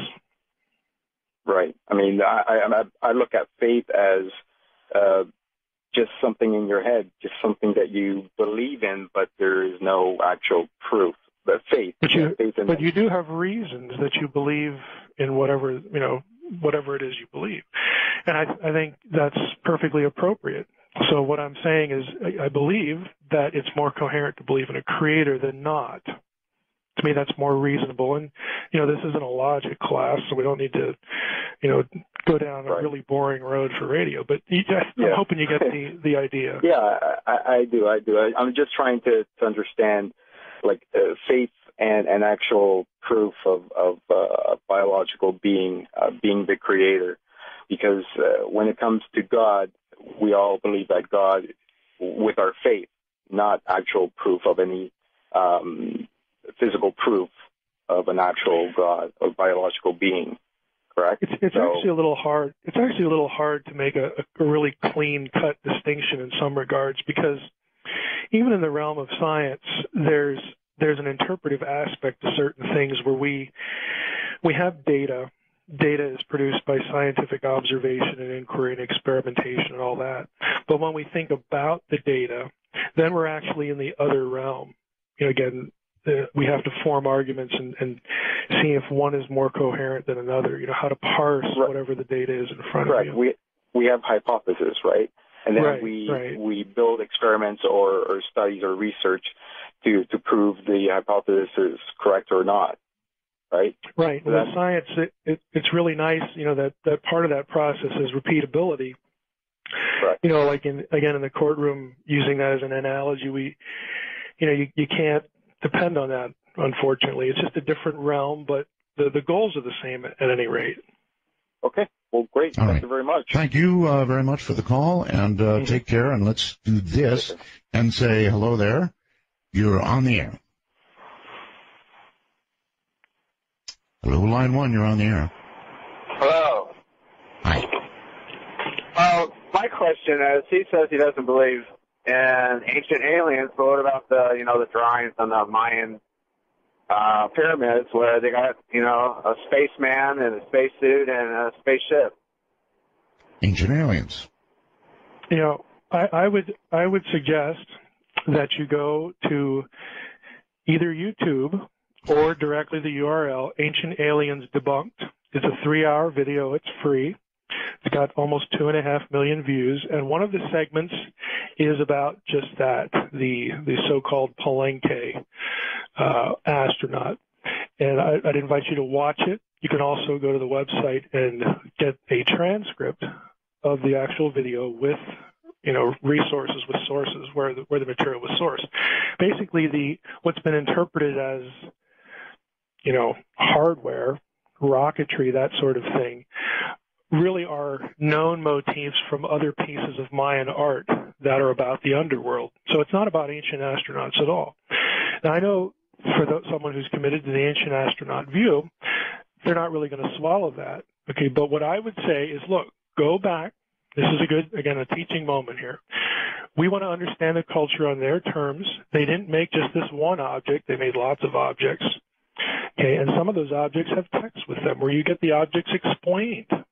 Okay, underworld texts. So if you compare all of the data collectively, the ancient astronaut view of that particular artifact is going to disappear. And again, my argument is primary source based. Okay, when I was 10, I lived in Culver City, California.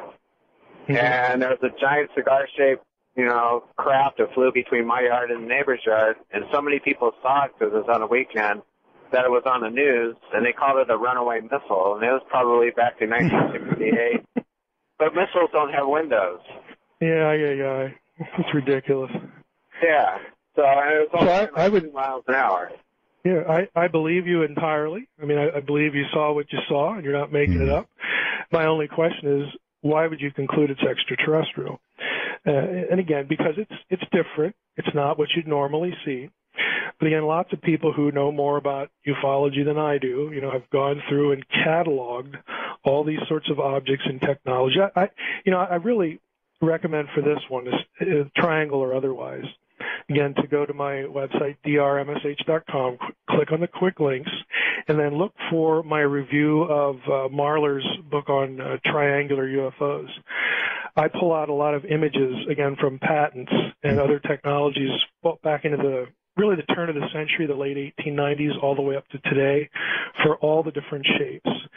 And that doesn't mean that what you saw is not extraterrestrial. It just means that what you saw has a really good explanation that might compete with that. And so that's why I'm saying I need more. I need a biological entity, to move me to that position. Well, I saw a triangle, in his hometown. I wish I would see one. I mean, true confessions here. Every time I go out and walk the dog, I mean, I look up at the sky just hoping to see something, but I never have. So you've never seen anything, huh? I've never seen anything. All right. Well, I think we've got another caller on the line. You're on the air with Mike Heiser. Hello. Hello. Yes, sir. How's it going? Just fine. Go ahead. My question for you is, the human body has a couple different parts that it's not used, and it's just kind of like your appendix and stuff like that. Do you think that maybe is there from the creator for breathing apparatus in a different atmosphere or different Earths? And I'll take my question off the air. Thank you. Okay. Thank you. Well, since I'm not an anatomist, I probably shouldn't be saying anything here, but I'll venture into this territory. My short answer would be that I've never read anything about vestigial organs like that. I have done a little reading about vestigial organs, but nothing to that effect. I don't know how you would get a breathing apparatus out of your appendix. Maybe if it was connected to the lungs or something, you'd have some sort of argument there. But other than that, I'm not going to venture that much further into anatomy. All right. Let's see. You're on the air with Mike Heiser. Hello. Well, my control of these phones seems somewhat marginal. Hello there. Hey, how you doing? Okay, sir. Where are you? I'm in Philly. Philadelphia. Okay. Yep. All right. Yep. Philadelphia. Okay, my question is, when I listen to you, with your theories and all and your beliefs, and, biblical times and the Bible, it kills me that black people have been just excluded from everything. And then your source, which you probably would admit, is mostly lies and deception, and things have been taken out and added to it. So where are you coming up with all this? Well, I am really glad you called. Believe it or not, this is something I'm really interested in. How the Bible was used to justify really terrible views of racism.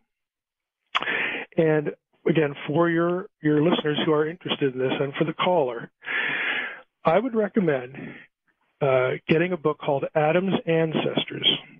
Okay, it's a scholarly book. It's dense, but you're going to love it because it shows essentially how this happened. And it's not an issue of what's in the Bible. It's an issue of how poorly people thought about the Bible in the wake of, in the 1500s, discovering new peoples and other continents, that discovered the New World.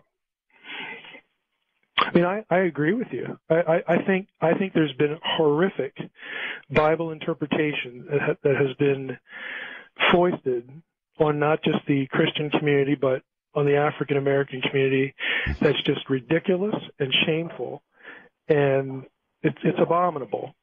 The Bible itself doesn't teach a lot of what people say it teaches, and this is one of the best examples in the world. Well, and I understand where you're coming from, but my point is also, like you said, when the Bible was put together in the 14th and 15th century, they excluded my people from almost everything. Well, everything, And so when you do something like that, how can now in the 21st century a person like you could speak, with such authority about who the Creator is and what took place during biblical times? I feel like you probably got a white Jesus hanging at your house. And until you get rid of that, how can you sit up here and talk about the Creator? I mean, it kills me. I mean, when I hear white people talk about religion and I'm black and they exclude my whole, everything. And they talk with such authority and I think almost arrogance. I mean, it just kills me. Well, I don't have a white Jesus. I have a Middle Eastern Jesus because that is the context for Jesus. The Bible doesn't talk about white Europeans. It knows nothing of Nordic races or white European races or anything like this. So what you're attacking and what you're upset with, I'd agree with you. Okay? It's just really crappy Bible interpretation. I don't know how else to put it, but these kinds of ideas that you're reacting against have come basically because people handled the Bible really, really badly. Now, I'll correct you on one point. It wasn't put together in the 14th and 15th centuries. I was referring to the Reformation. That's a Christian tradition. It has nothing to do with when the Bible was produced. It's much older than that.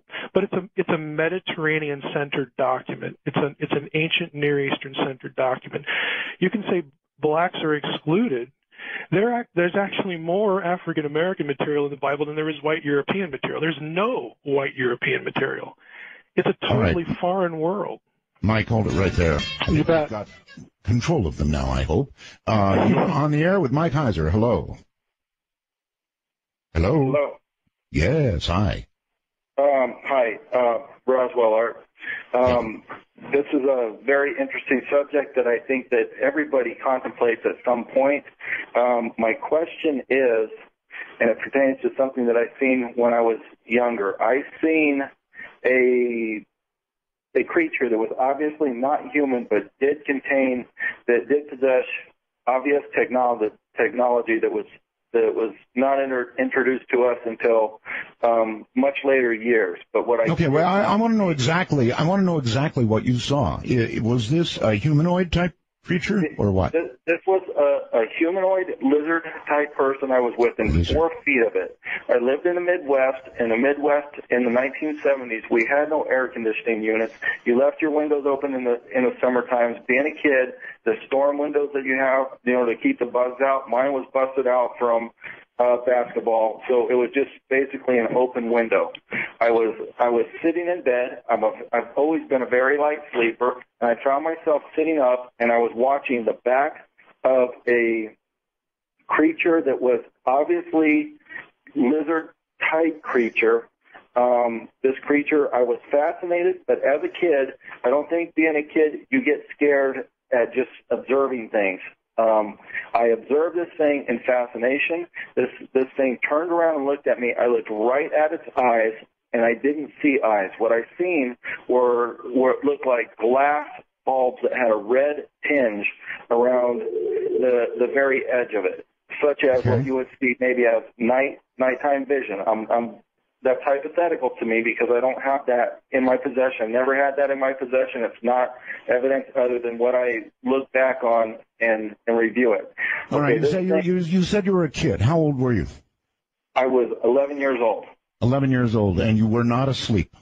I was not asleep. I was sitting up in my bed observing this as it was going through the items that I had on my dresser. And when this thing turned around and looked at me, it probably looked at me for what seemed like a long time, but in reality was probably 2 to 3 seconds.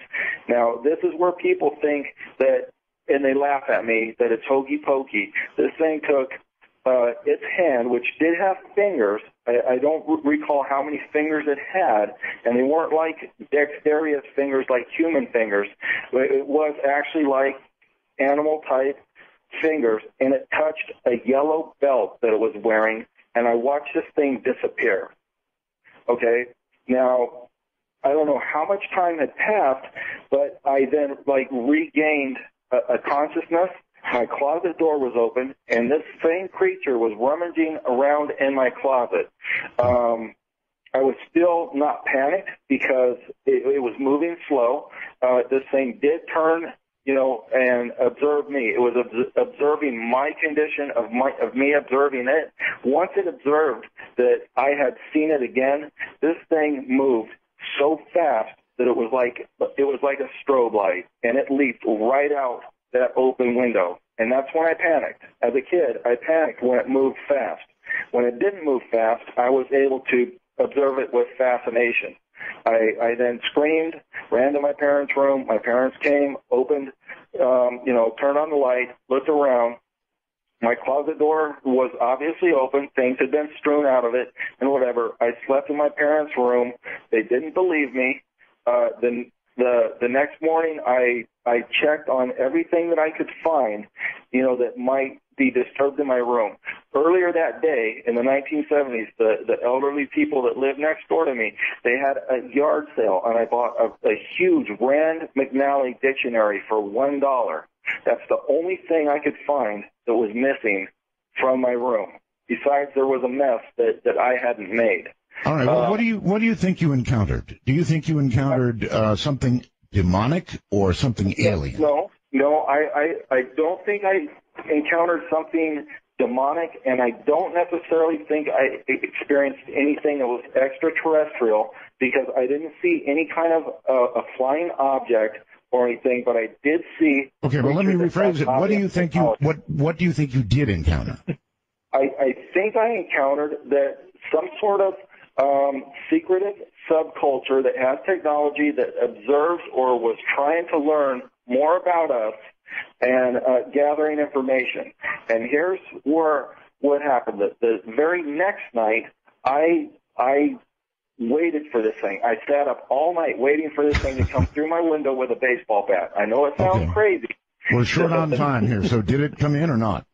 No, but the third night, I was getting a drink of Kool-Aid, and I seen my mother had a plant that had toothpicks in it. It was a potato plant sitting in the windowsill in the kitchen. I was drinking Kool-Aid, and I seen the hand come up and lift that thing up out of that, and I looked out, I peeked out, and I got scared because of the previous experience. Yes. And I seen this thing packing this thing into a cardboard box. This thing then picked that cardboard box up, looked at me now for the second time that it had seen me. Our garage was detached.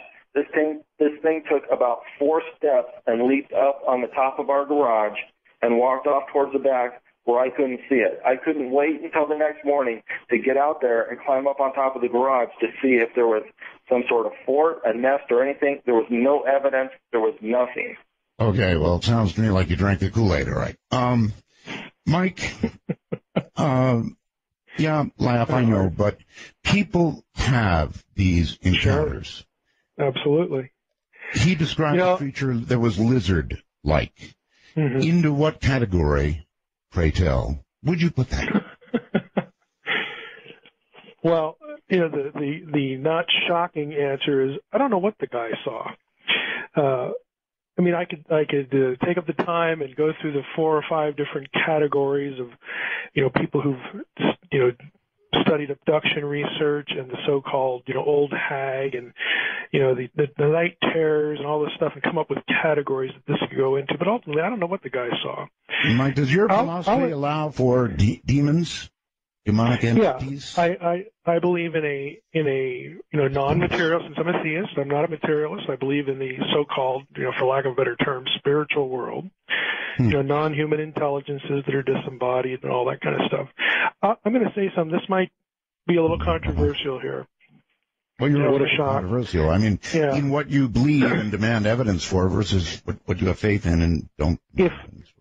Okay, go ahead. If this happened to somebody that I knew personally, we had a good relationship, the first thing I would want to know was, were you living near a military installation or do you have near relatives in the military? Now, the reason it's controversial is, as I will confess, I have been influenced by the work of people like Leah Haley, who believe a lot of this stuff, the whole MyLab thing. For somebody like her who was deeply entrenched in abduction research and this sort of stuff, for her to take the position she does now and for the reason she does, that would be really, really, really on the forefront of my mind. Again, if this happened to me or somebody, that I particularly knew, but ultimately the honest, answer is I don't really know what the guy saw. I think there could be interdimensional realities, spiritual realities. I mean, it's all vocabulary we have to use for this non-material world. Again, I'm not a materialist, so I believe these things, could exist. But if you're going to put it in the extraterrestrial category, I'd like to first know that there are, such biological entities as opposed to, some other description, non-biological description. Okay. All All right. Let's see. You are on the air with Mike Heiser. Hello. Hello, Art. Yes. Hey, Roswell, first-time caller. Hey. I'm this west from northern Michigan right now. I just wanted to ask your guest what his ideas, his thoughts are on other dimensions, higher dimensions, and which is something that really cannot be proved, actually. And if he does believe in a God, does he or does he not believe if it's like a multi-dimensional being, which in itself means that it cannot be proved? All right, let's start with the dimensions. Theoretical physics right now thinks there may be 11. What do you think? I don't see any reason to deny that there would be, more than all these dimensions. I mean, the caller's right. I mean, you can't necessarily prove these things. Again, they're postulates and there are ways you can sort of attack the problem that make it more or less coherent. But I mean, I don't see anything problematic about it. I mean, who ultimately knows? If there is a God, that deity could by definition exist outside our time and space and intrude upon our time and space, come and go, all that sort of thing. I don't have any problem with those suggestions by the world of physics, theoretical physics. Okay. And about, okay, thank you. All right, you're very welcome. Take care. Or God could exist across all of those dimensions. Sure. I mean, we don't know. Okay, not first time. What am I talking about? You're on the air with Mike Heiser. Hello. One number, many people. Hello? Hi. Hi. My question. Hello? Yeah, go ahead. Go ahead. Okay, I'm sorry. My question is this, and kudos, Roswell's, and hello, Mike. This stuff is going on in the Middle East. Does that make the Christianity, Muslim fighting a moot point? That the Bible really doesn't matter much other than a directional? And my other, in addition to that, do you think that... Okay, hold on for the answer to that question. I'm not sure I got it straight. Mike? Yeah, I'm not quite sure what the caller's asking either. Right, okay. Again, please, what are you asking about the Middle East? Well, with the Muslims and all their fighting, and they're saying that they have to beat the Christians and this, does it really, I mean, where does that fall into theology and the God image and the whole ball of wax? Is that a moot point? Is it useless? I mean, is it just something they're taking to extreme for no reason? I'm not sure I'm getting it still. Well, I'll take a stab at it. Go ahead. Again, I'm not quite sure either. If the question is all this stuff in the Middle East now about Bible prophecy, I'm one that would say no. I don't really see a real one-to-one connection there. If it's something bigger than that, there's fighting and there's wars, and I mean, Jesus did talk about that this is going to go on and on and on. Well, then there's that connection, but I'm not quite sure what she's asking beyond that. Yeah, it's more or less in that ball right there, what you had just said, the answer. My other thing was to do with creation. Is do you think that with our higher intellect that is basically not to be rude, but you could take a redneck and try to explain something to them, and they're not getting it. Whereas you could take a scholar and it's the most simplest thing to them. Do you think that our intellect allows us to see these other dimensions and things that other people wouldn't comprehend? Yeah, I don't see how someone's grasp of this or that piece of content, in other words, their intelligence, I don't see any correlation to that being some sort of gateway to seeing other dimensions. So I guess that's the best way I can answer that. Okay, very good. You are on the air with Mike Heiser. Now you're on the air, I think. Hello. Hey, this is Tunzi. Hi there. I had a question about the UFOs. Well, 1/3 of the angels fell with Satan. Could the UFOs be manifestations of the angels? Because they're not leaving sonic booms. They're not leaving vapor trails or anything. So could it be just the manifestation that they have projecting onto us as a way to deceive us from God.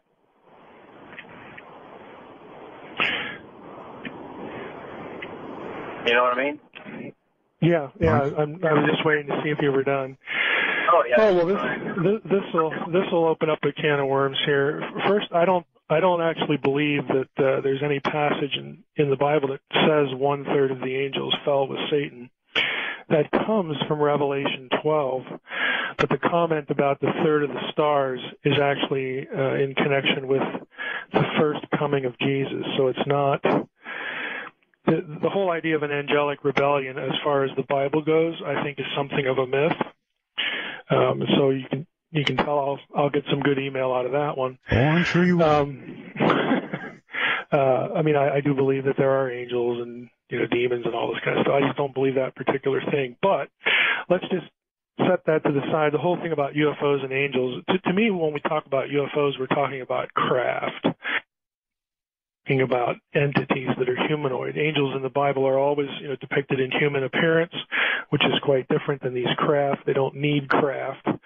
Again, if this is an interdimensional reality, you don't need nuts and bolts technology to carry you from one place, to another.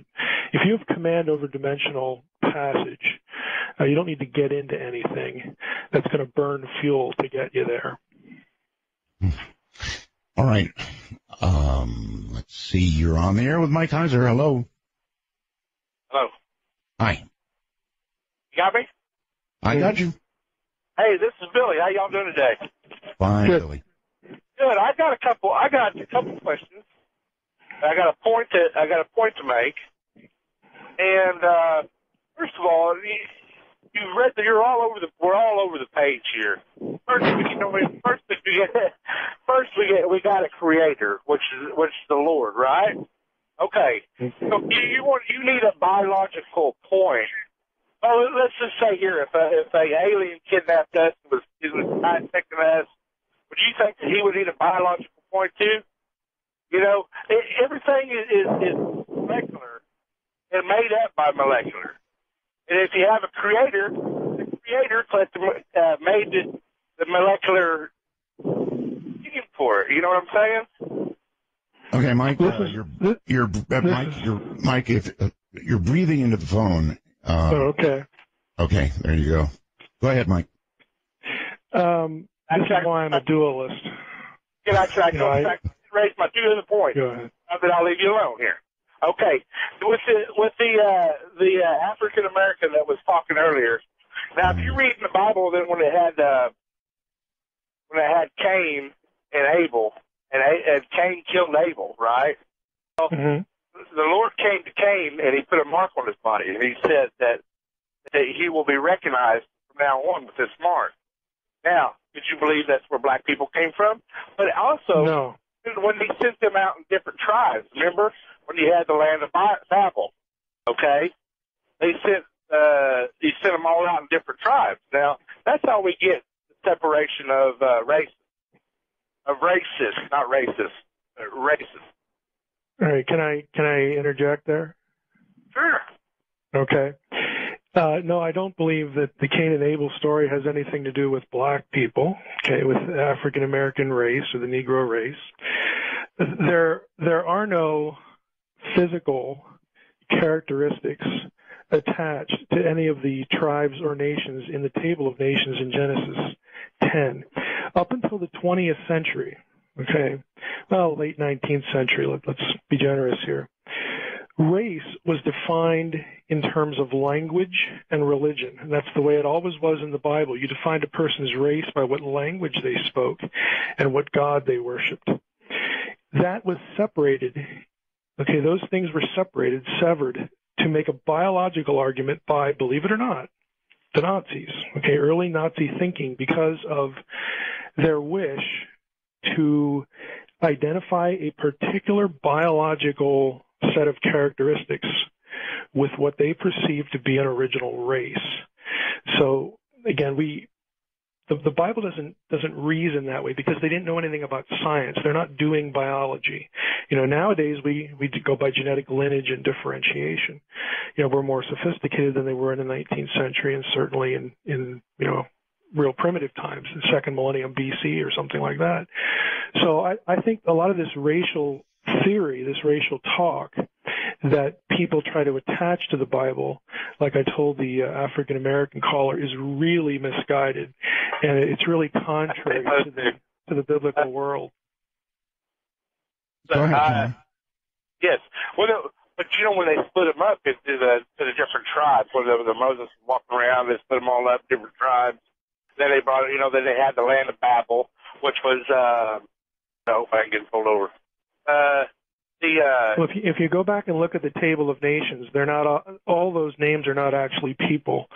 Some of them are locations, some of them are tribal groups. Sure.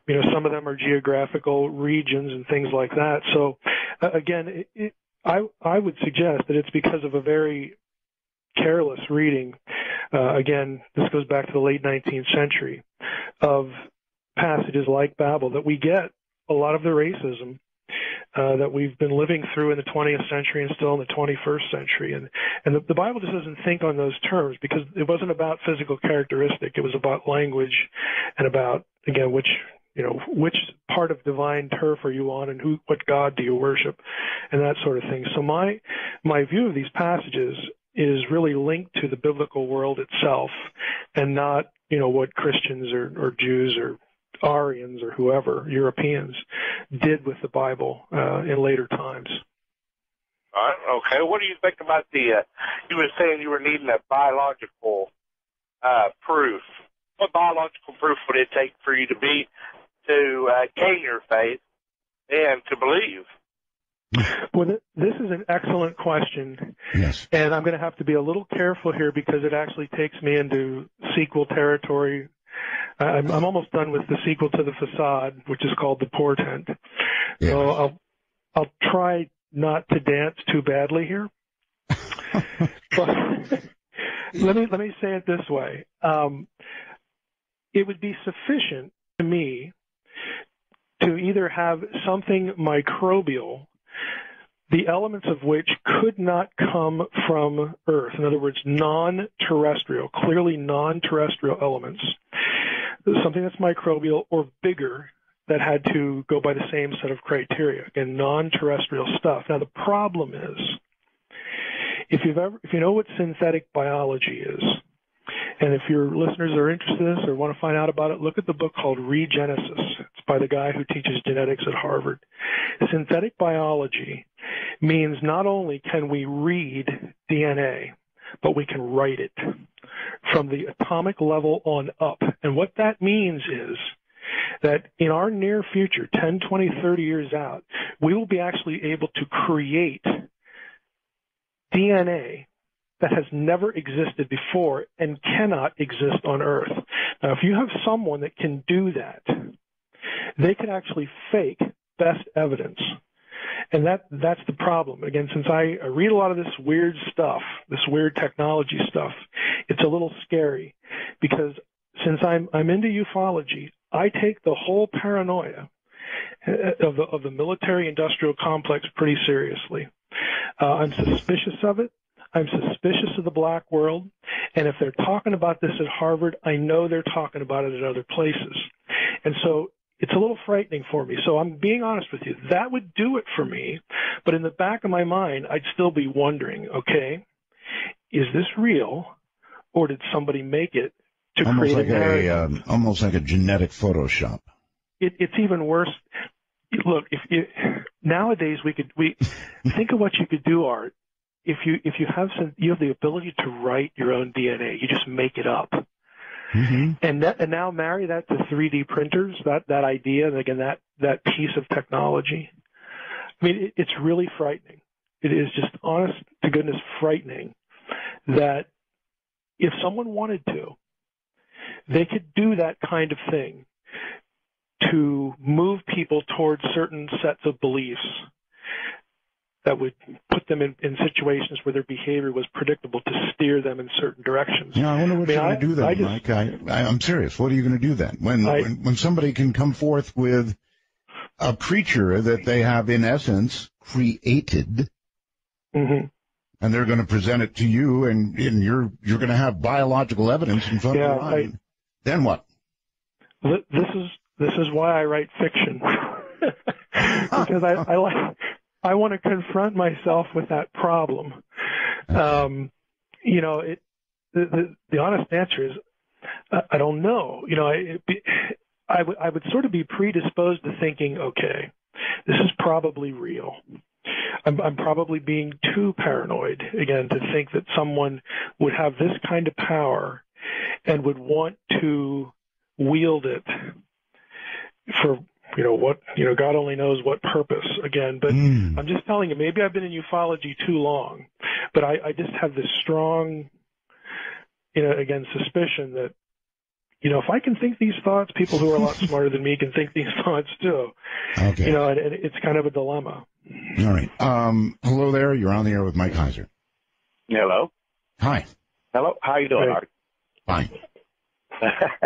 I love your show. Your show is so wonderful and inspiring. I have a real great question for, Mike Heiser. Mike Heiser. Yes. You have just explained a whole lot of things that would basically a belief in God. I get to the first part when I started holding here is you were saying that there was a DNA struggle between science and theology created from Adam and Eve. It couldn't be done with just a couple, and then it went to Moses, and they had 4 sets. But it doesn't explain the fact that we have discovered in the past cavemen, Cro-Magnons, Neanderthals that pre-existed Adam and Eve with their DNA. Why would we assume that they pre-existed Adam and Eve? Because they're going back millions and millions of years ago. And why would we presume that Adam and Eve couldn't as well? Well, that's where I'm not a theologist or a PhD or a scholar or anything like that. You don't need to be. But I'm just listening to you, and you're saying just now here recently of someone being able to write a DNA. I keep listening to this show, and I look up in the stars and all the vast universe and all the stars and billions upon trillions.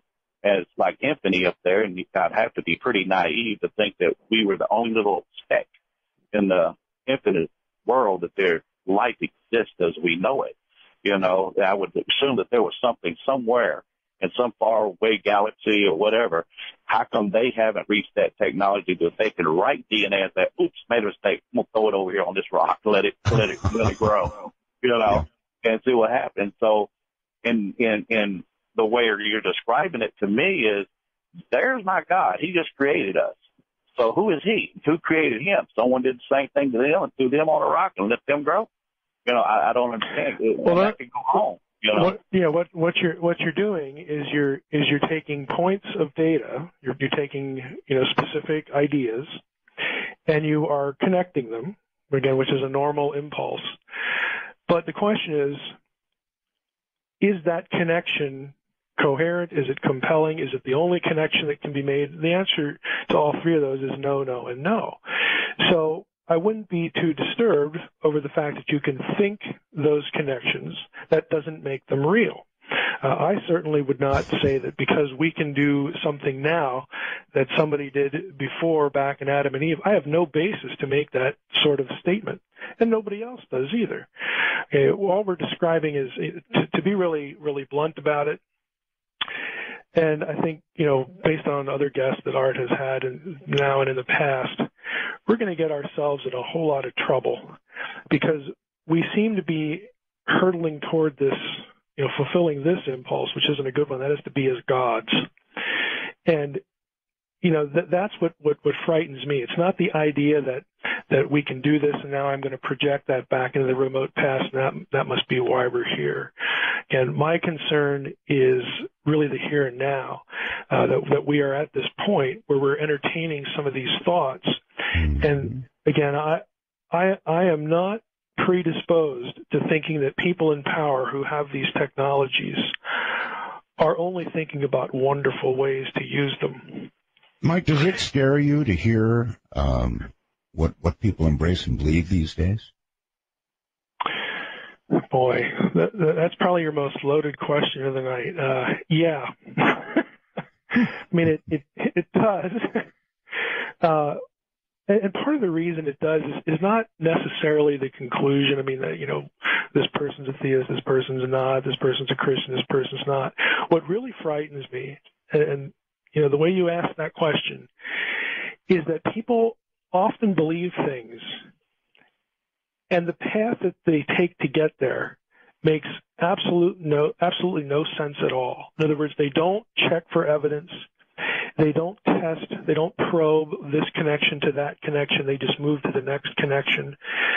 People seem to be, I think part of this is the information explosion. There's so much out there, and it's so wearying to think that I have to think about all this stuff.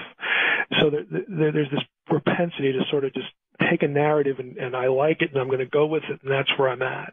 So it's this unexamined, unprobed sets of ideas that just sort of get jumbled together and people come out somewhere on the other end.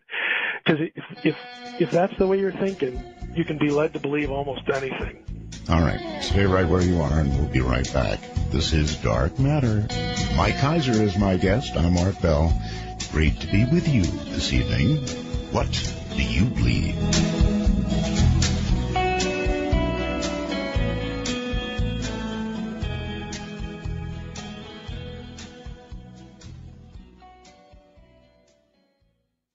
Isn't it fascinating? We live in an incredible information age, and maybe we're beginning to morph into a situation where all beliefs sort of get mixed up and, I don't know, mixed together and ingested and then somehow or another settled on, and it all comes through the internet. What do you think, Mike? That's the scariest thing you've said all night, Art. Man, it's really scary. It really is, because there's no filter, and you marry that to the real suspicion of authority, that this generation, that's growing up with the internet has. It's not all their fault. It's not all the internet's fault. Authority began to go out the window with Richard Nixon. That's true. That's true. And we are living, unfortunately, we're living on the very bad capital of a lack of leadership, a lack of ethics, a lack of trustworthiness, and you marry that to access to lots of information, and I don't really care to have you help me sift it. I'm going to do it myself, and it's just a free-for-all. It really is. I remember when I was 13 or 14, Mike, you could go to the TV, and one day the news would come on, and a guy from the FBI would come to the podium, and he would tell you this or that, and it was like gold. I mean, everybody just flat believed it. If the FBI said it, hey, baby, it was true. Today, the exact opposite is true. If some sort of government official, by the way, the government did close by government, if some government official comes to the mic and says something, people almost automatically disbelieve it. Yeah. To use a biblical phrase, we are reaping what we have sown. Apparently. You're on the air with Mike Heiser. Hello. Hi, Art. Hi. I have a question for Dr. Heiser. Mm-hmm. This is Josh in Utah. Have you ever considered the possibility that some UFOs might be from ancient civilizations, considering the things that were built back then? Mike thinks about that all the time. He thinks, right? I would say not on the basis of things that are built. A lot of people really don't. Again, I know it's boring. Okay, I'll admit that, but a lot of people don't really spend the time to read the high-level, dense, detailed stuff, by specialists like in ancient engineering and technology that, are put out in what we call in academia the fugitive literature that only people in the guild are going to read. But I do read a lot of that stuff, and I don't think we need aliens to explain the pyramids and Baalbek and all these sorts of things. But having said that, I thought you were going to go with the time travel with the question. And again, no, I mean, time travel might be possible, but, there's other theories out there. Yeah, I mean, let's say that science, physicists at some point were able to, really nail this down. It was possible, not only possible, but, we know it can be done. And then the question comes, well, did somebody else figure this out and do it? I mean, that's, again, it's a different kind of question, but I actually think that's worth more time thinking about than stuff like the Ancient Alien View puts out. I mean, to me, that there's more of a rational basis for that, assuming we ever get that point of knowledge that it's real. The only thing that bothers me about you, Mike, is that you seem to have one standard of proof for anything alien, whether contemporary or ancient, and another standard of proof for anything that is biblical or involves creation or the creator. Oh, I don't think so. I think I'm actually pretty simple. I proceed from some really simple assumptions. Oh, you dance well, Mike. You dance well. No, I'm trying to be honest. I'm trying to let your listeners understand the way I think. I'm trying to be honest too. Right. I'm trying to be honest. I'm just giving you my observation. Right. And that's fine. For a biological entity, I need biological proof. Mm-hmm. And God isn't a biological entity. I don't think we can prove God. So we're left to, philosophical arguments, what's more coherent as opposed to what isn't. Mm-hmm. Okay. So again, I don't have blind faith. All right. You're on there I want with, faith to be reasonable. With the man who doesn't have blind faith. Hello. Hello, gentlemen. Yes. Well, we segued off in the DNA, and I wish I'm going to be a little bit vague because I don't remember the professor that wrote this book, but he wrote a book for college on chemical evolution.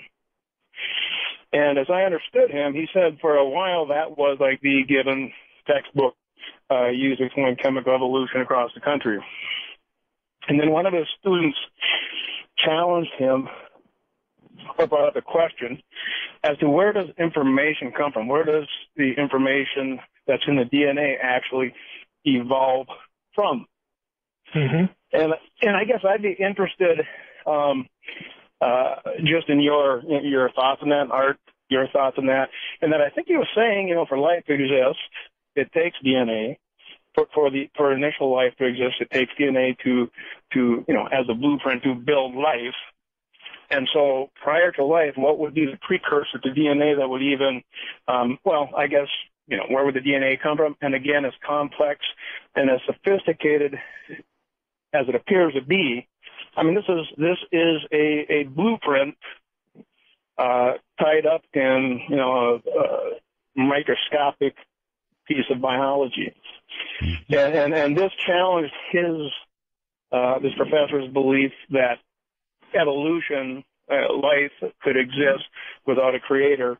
But when the student got him thinking about that, it got him rethinking as to, evolution and origins.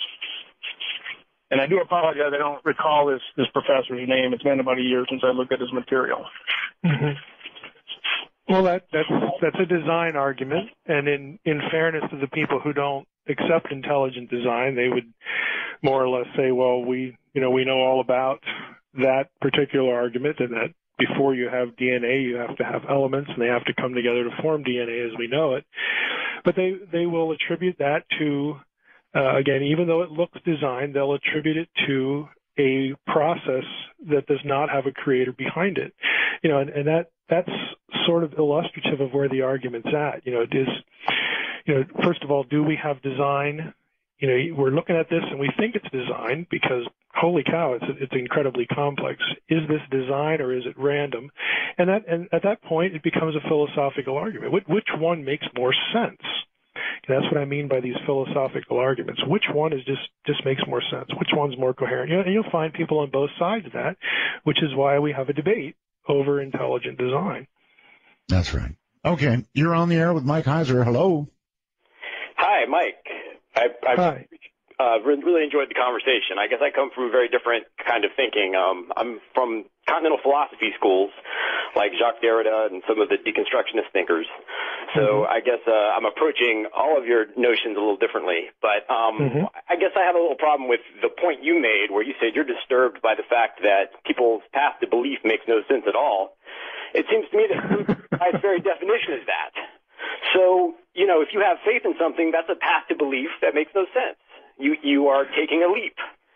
I would agree. I would agree if the path is full of unreasonable conclusions and arguments. Well, let me make an argument about time then.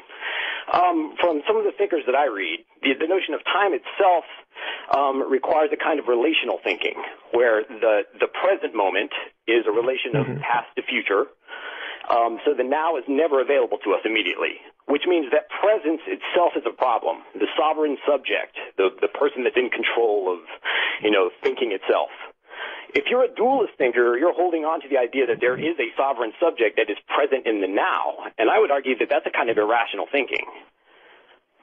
Well, I would say that the fact that we cannot come to grips or cannot explain that now is one thing, as far as that being the taking that inability and drawing a conclusion from it like you've just drawn. I don't know that that's necessarily coherence. It seems like an argument from our inability. But I mean, someone who, and I'm not saying I take this position, this whole God outside of time thing, which has some significant problems, which you're probably already aware of. But it also has, you know, its adherents, you know, within cosmology and philosophical theology, that the arguments sort of aren't really relevant to a being such as that. And so the path that you've taken to demonstrate that this being is in this moment that doesn't exist, that moment wouldn't exist in our dimension, if we can use that term, whereas it would not be relevant in a different dimension. I mean, there's any number of, again, I'm not saying I'm married to any of these positions, but I'm trying to illustrate for the audience that there are other ways to take the same set of ideas and wind up somewhere else. I guess I would argue that thinking itself occurring within this kind of time, any notion that there's something outside of that, if you're arguing for like a God that exists outside of time, is unthinkable and in some sense nihilistic, because it's opposed to life, which occurs within time, and that's the way we experience it. So wanting something outside of time is in a sense a kind of nihilism or a denial of life. And I would agree that that's a good argument against it. I don't argue that God is outside of time. I would argue that God can be in our time, or he cannot be. I mean, in other words. But if God's in our time, this is a radically different God than a traditional Christian God. Now we're talking about it might be radically different than the Christian thinkers you're thinking of or accustomed to. But I'll give you an example, and it gets really, you sound like the guy that would enjoy this sort of reading. If you go up to William Lane Craig's homepage, he spends a lot of his career, frankly, on this God and time sort of thing, showing that, hey, it's really kind of theologically scary to have God completely outside of time. And one of the arguments is just exactly what you said. Another one would be, if God exists out of time, then how can he really empathize with our experience? And that has implications for things like prayer and whatnot. So a lot of Christian theologians are not where you're putting them. What makes you think he has anything to do with our experience at a macro level anyway? Again, that's just a theological statement, and you could approach it two ways. You could say, well, the Bible says that, and, you know, that would be one argument. You know, the other way to look at it is reasoning from the analogy of ourselves. And that is, well, if I would have made things, it seems more reasonable that if I made something, I'd like to at least watch it, if not spend time with it, as opposed to not. And so, again, that's where the philosophical argument lands, and that's the ground on which it's fought. Okay, well, thanks a lot. I really appreciate the conversation. You bet. Me too. Take care. Here's somebody, Shep, who says, Mike says that a lot of people's path to belief makes no sense. But faith is itself, by definition, a path to belief that does not make sense. Isn't his fundamentalism caught up in the same problem? Right. Well, first, I'm not a fundamentalist. The people who fired me from my last teaching job would certainly say I'm not. So I'm not in that camp. And I think that's the same question that the previous caller just asked. That's right. That's right. I mean, basically, yeah, it's true. I'm going to go out on a limb and say it's true that not all beliefs are equally coherent. Not all paths to a certain conclusion are equally coherent. I don't think that's really going out too far on a limb. Okay, I can believe that pink bunny rabbits, invaded the Earth millions of years ago. Okay, I believe it. Does that make it coherent? No, it doesn't. They're not all the same. Okay. You're on the air with Mike Heiser. Hello. Yes. Is this Art Bell? It is. Hello, Art Bell. Roswell's to you, sir. I'd like to thank you for your services and all the entertainment you gave us over the years. Thank you, sir. Okay, Mr. Michael, Dr. Michael, excuse me. I've got a question. In the Bible, it says that man was created in the image of us. Speaking of God, I guess when he says us, what does he mean by that? I mean, when he says, is there more than one God, or what does it mean when he says a man was created in the image of us? Mm-hmm. Well, I'll answer you quickly, but just so that you know, if you go to my website, drmsh.com, go to the quick links and click on the quick link page to click on the word Elohim, and you'll get this answer written out, so you don't have to try to remember it. The let us create humankind in our image. Again, these plurals are well known. They are what's called grammatically the plural of exhortation. If I walk into a room and I say, hey, let's go get pizza, I am a single speaker speaking to a group. This is exactly the same thing that's happening in Genesis. God is speaking to who? Well, I would say the heavenly hosts, the angels, whatever, the inhabitants of the spiritual world, whatever. Says, hey, I have a great idea. Let's make humankind in our image. Now, that plural implies that the image, whatever that is, and I have my own view of that, which you can read about, is shared between God and these other beings, the heavenly hosts, angels, whatever, Elohim, whatever, and humans. There's something shared there. Again, I think the image is not a quality like sentience or thought or prayer or whatever. I think it's a status. I think it has to do with representation, ruling representation. We are God as though he were here. We are his representatives. It's equally shared. And the angels are God's representatives in whatever domain God gives them, okay? That's the short answer. So I'm a single speaker. I'm speaking to a group. And in the case of Genesis, when the creation actually happens, God created humankind in his image. There's a singular pronoun, and the verb is singular, and the subject is singular. There is only a single creator in Genesis 1, but that creator announces it to a group. And here's where I depart, obviously, from Sitchin, and even in the Mesopotamian text, the Anunnaki, if you actually go and look at the Atrahasis epic, Enuma Elish, the Anunnaki do not create humankind, but they are in the room. They're watching. A single deity does the creation. So there's a relationship there, but not the one that Sitchin is going to argue for or did argue for. All right. You're on the air with Mike Heiser. Hello. Hey, Art Roswell. Thank you. Mike? Yes. My name is Mike, too. I guess two Mike Simmons don't make a right, huh? I would agree. If God created everything, then who or what created God? And I'll take my answer off air. Thanks, Bart. You're very welcome. Well, my answer, since I'm a theist and a dualist, is that there was nothing before, God. So again, that's a philosophical position. I don't believe that in the string theory or universes burping other universes into existence answers this question at all. All it does is set up an infinite regress. Well, what about the universe before that one? And what about the one before that one? It doesn't really do anything. So we're back to are we monists or are we dualists? That kind of thing. I once heard somebody say something that I found fascinating, and it was that in the beginning there was God and only God. And that he, in essence, became lonely and so blew himself up. And that was Big Bang. And we are all, therefore, a part of God. Right. That Just is randomly tossing that out there. right. No biological proof for you.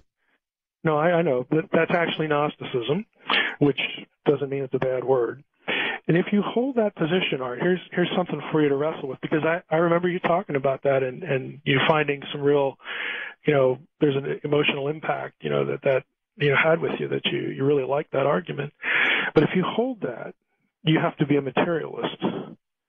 In other words, you don't really have a consciousness outside of the material world, because if God is everything and everything is God, there's nothing outside the material creation.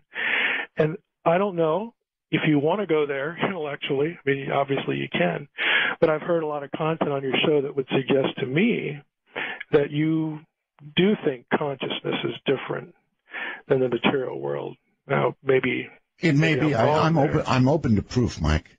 Right. I'm definitely open to proof. That's where it has to be. Hold tight. We're at a breakpoint final. You're on the air with Mike Heiser. Good morning. Morning, guys. Whatever. Well, it's morning here. Morning. Hey. Yes. I'm going to try to be pretty concise with my question and hope I don't lose my train of thought on the way. I probably don't believe in God the same way you believe in God, and I definitely don't believe in religion the same way you do. I'm kind of a Taoist in that I think the God you can name is not God. And so my question is kind of a comment. I do believe that I have come in contact with something that is what you would call a higher intelligence, because what I experienced, it manipulated the physical world that I experience every day in its own way. And I experienced it the same way I would experience you face to face. So I know it's out there. I don't know what it is. But it got me to think that if there is a higher intelligence such as this, wouldn't it be easy for them? And if it's not easy, wouldn't it at least be interesting for them to manipulate our world to make them appear godlike? That doesn't mean they are God, but they certainly could appear that way to us. And one of the things that got me thinking on this direction is I have a friend who's certain that he met Jesus in a vision, and he wants to tell everybody about it. I had what you might call a vision, but I'm not going around saying that Jesus or Krishna or any other God came to me. Something I witnessed. I don't know what it was. It opened my eyes up. So how can you trust anything you see? When I listen to you talk, I think the only things certain are death and taxes. Everything else is just a way to cope, right? The old bromide. In answer to your first question, could these higher intelligence appear godlike? I would say yes. So that's a fairly straightforward question. I'm wondering, this something that you experienced, this higher intelligence, do you assign personhood to it? Was it a person? Well, I'll tell you, my grandma and I both saw it, and she believed it may have been my grandfather who died before I was born. We both experienced something paranormal. I just experienced something very strange. It was a light, and it had form, and it was a thing. She experienced a light, but it had a different appearance to her. So her impression, she's a very religious person, by the way, so I was surprised that she didn't come out of it as a religious experience, but she felt that it was her husband, Bob, my grandfather. I got no impression from it other than that it was not of, I can't say it was not of this world, because obviously it was of this world, but it was not something that performed according to the 9-year-old physics that I knew at the time, and never has. So there's something else out there. I know that. I don't know what it is. Even though you didn't get an impression. Right. I hope you don't mind the conversation here. I'm curious. No. Even though you didn't get an impression, does that rule out a person? In other words, personhood for this thing or whatever it was to you? No, not at all. Rule it out. Okay. In person, in what form? I got the impression that it was intelligent, absolutely. Did I get the impression that it was human or that it spoke to me in any way? No. Right. I just got it would be like maybe a lower form. If we're a lower form of life, it'd be like pulling a fish out of water and saying, hey, fish, and that fish would be like, what are you? It's another form of life. I will say that. And it was bright white. It was the whitest light I have ever seen, but it was pure white. So you would think it had all the hallmarks of a religious experience, but I did not get, if anything, it made me less religious and more open-minded to the fact that we are not the end-all, be-all. Right. The reason I ask, and the way I'm thinking about personhood, I should have been clear. I'm talking about things like intelligence, which of course suggests decision-making ability. In other words, it made a decision to appear to you or something like that. And I would say, even though I can't process, that experience because I didn't have it, my own, worldview here, again, these are just thoughts that I'm thinking as I'm listening to you. The fact that this may have had, these personal abilities, that's probably a better way to say it, of course doesn't rule out that there's a higher form that we would call God. But I would agree that this form, whatever it is, could appear godlike. In other words, all these thoughts that could be extracted from this, I would find not threatening, again, to a theistic worldview. And since I accept the theistic worldview and I'm not a materialist, I could look at you and say, hey, I really think you did have this experience. I don't think it was something, flickering in your brain that wasn't working right or whatever, that you actually, could indeed have this. But again, if you and I were, we're friends having a friendly debate, over a cup of coffee or something, I would say, hey, maybe you ought to fit this into a theistic worldview. Well, let me that's the way break a train of thought. Process it. But to me, it is a mystical experience because I didn't see any religious. I didn't pull anything religious out of it at the time. It still had that effect on my perception of my world as I see it. And I can tell you what I saw that defied physics, but I don't expect you to believe it because you were not there. You can't experience it the way I did. And so when I speak to my friend who had a seriously religious experience, and it has made him a very religious person, I believe him up to a point, but I can never experience what he experienced. All I know is what I learned is that I cannot say anything for certain. Well, I think you probably could say one thing for certain, that you're not a materialist. I mean, it seems to me that this experience yanked you out of that category. You're right about that, absolutely. And I think again, if we were pals at the coffee house, I would say that's an excellent place to start. And Art, this is a really good segue for your earlier question about UFO stuff. Yes. People are not wasting their time to think, again, and I'm referring to what I call serious ufology here. I love going to UFO conferences, and I have colleagues in academia that ask me, "What in the world are you doing? What are do they love you, Mike?" If they're patient enough to hear me out, yes. But I mean, I tell them, look, the people that listen to shows like this, like Dark Matter, and of course Coast to Coast and other shows. I mean, and go to these UFO conferences and are into this. I have found my experience is that they are the most predisposed to having really good big picture question discussions, which ultimately fall into the religious category. Who are we? Why are we here? Is there a God? All this kind of stuff. And I've found a lot more predilection to really getting into, discussions of some depth in that area, more so than church. I mean, that's just me. I like going to those things for that reason. People really like to talk about this sort of stuff. Oh, they do. Very quickly, Rick is asking, what are your thoughts on the camp of thinkers that claim there is no free will? We have very little time here.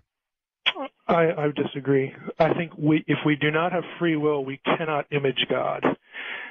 That's an attribute we share with Him. That's the shortest answer I can give you. And a good one, too. Very quickly, you're on the air with Mike Heiser. Hello. Hey, Roswell's Art. Thanks for having me on. Just a quick question, Doctor. You guys were talking about some frightening beliefs, and the one really scary contingent to me is the New Earth creationists. They think that the planet is 5,000 years old, and they built a museum to prove it. I just wondered if you could offer some insight on that.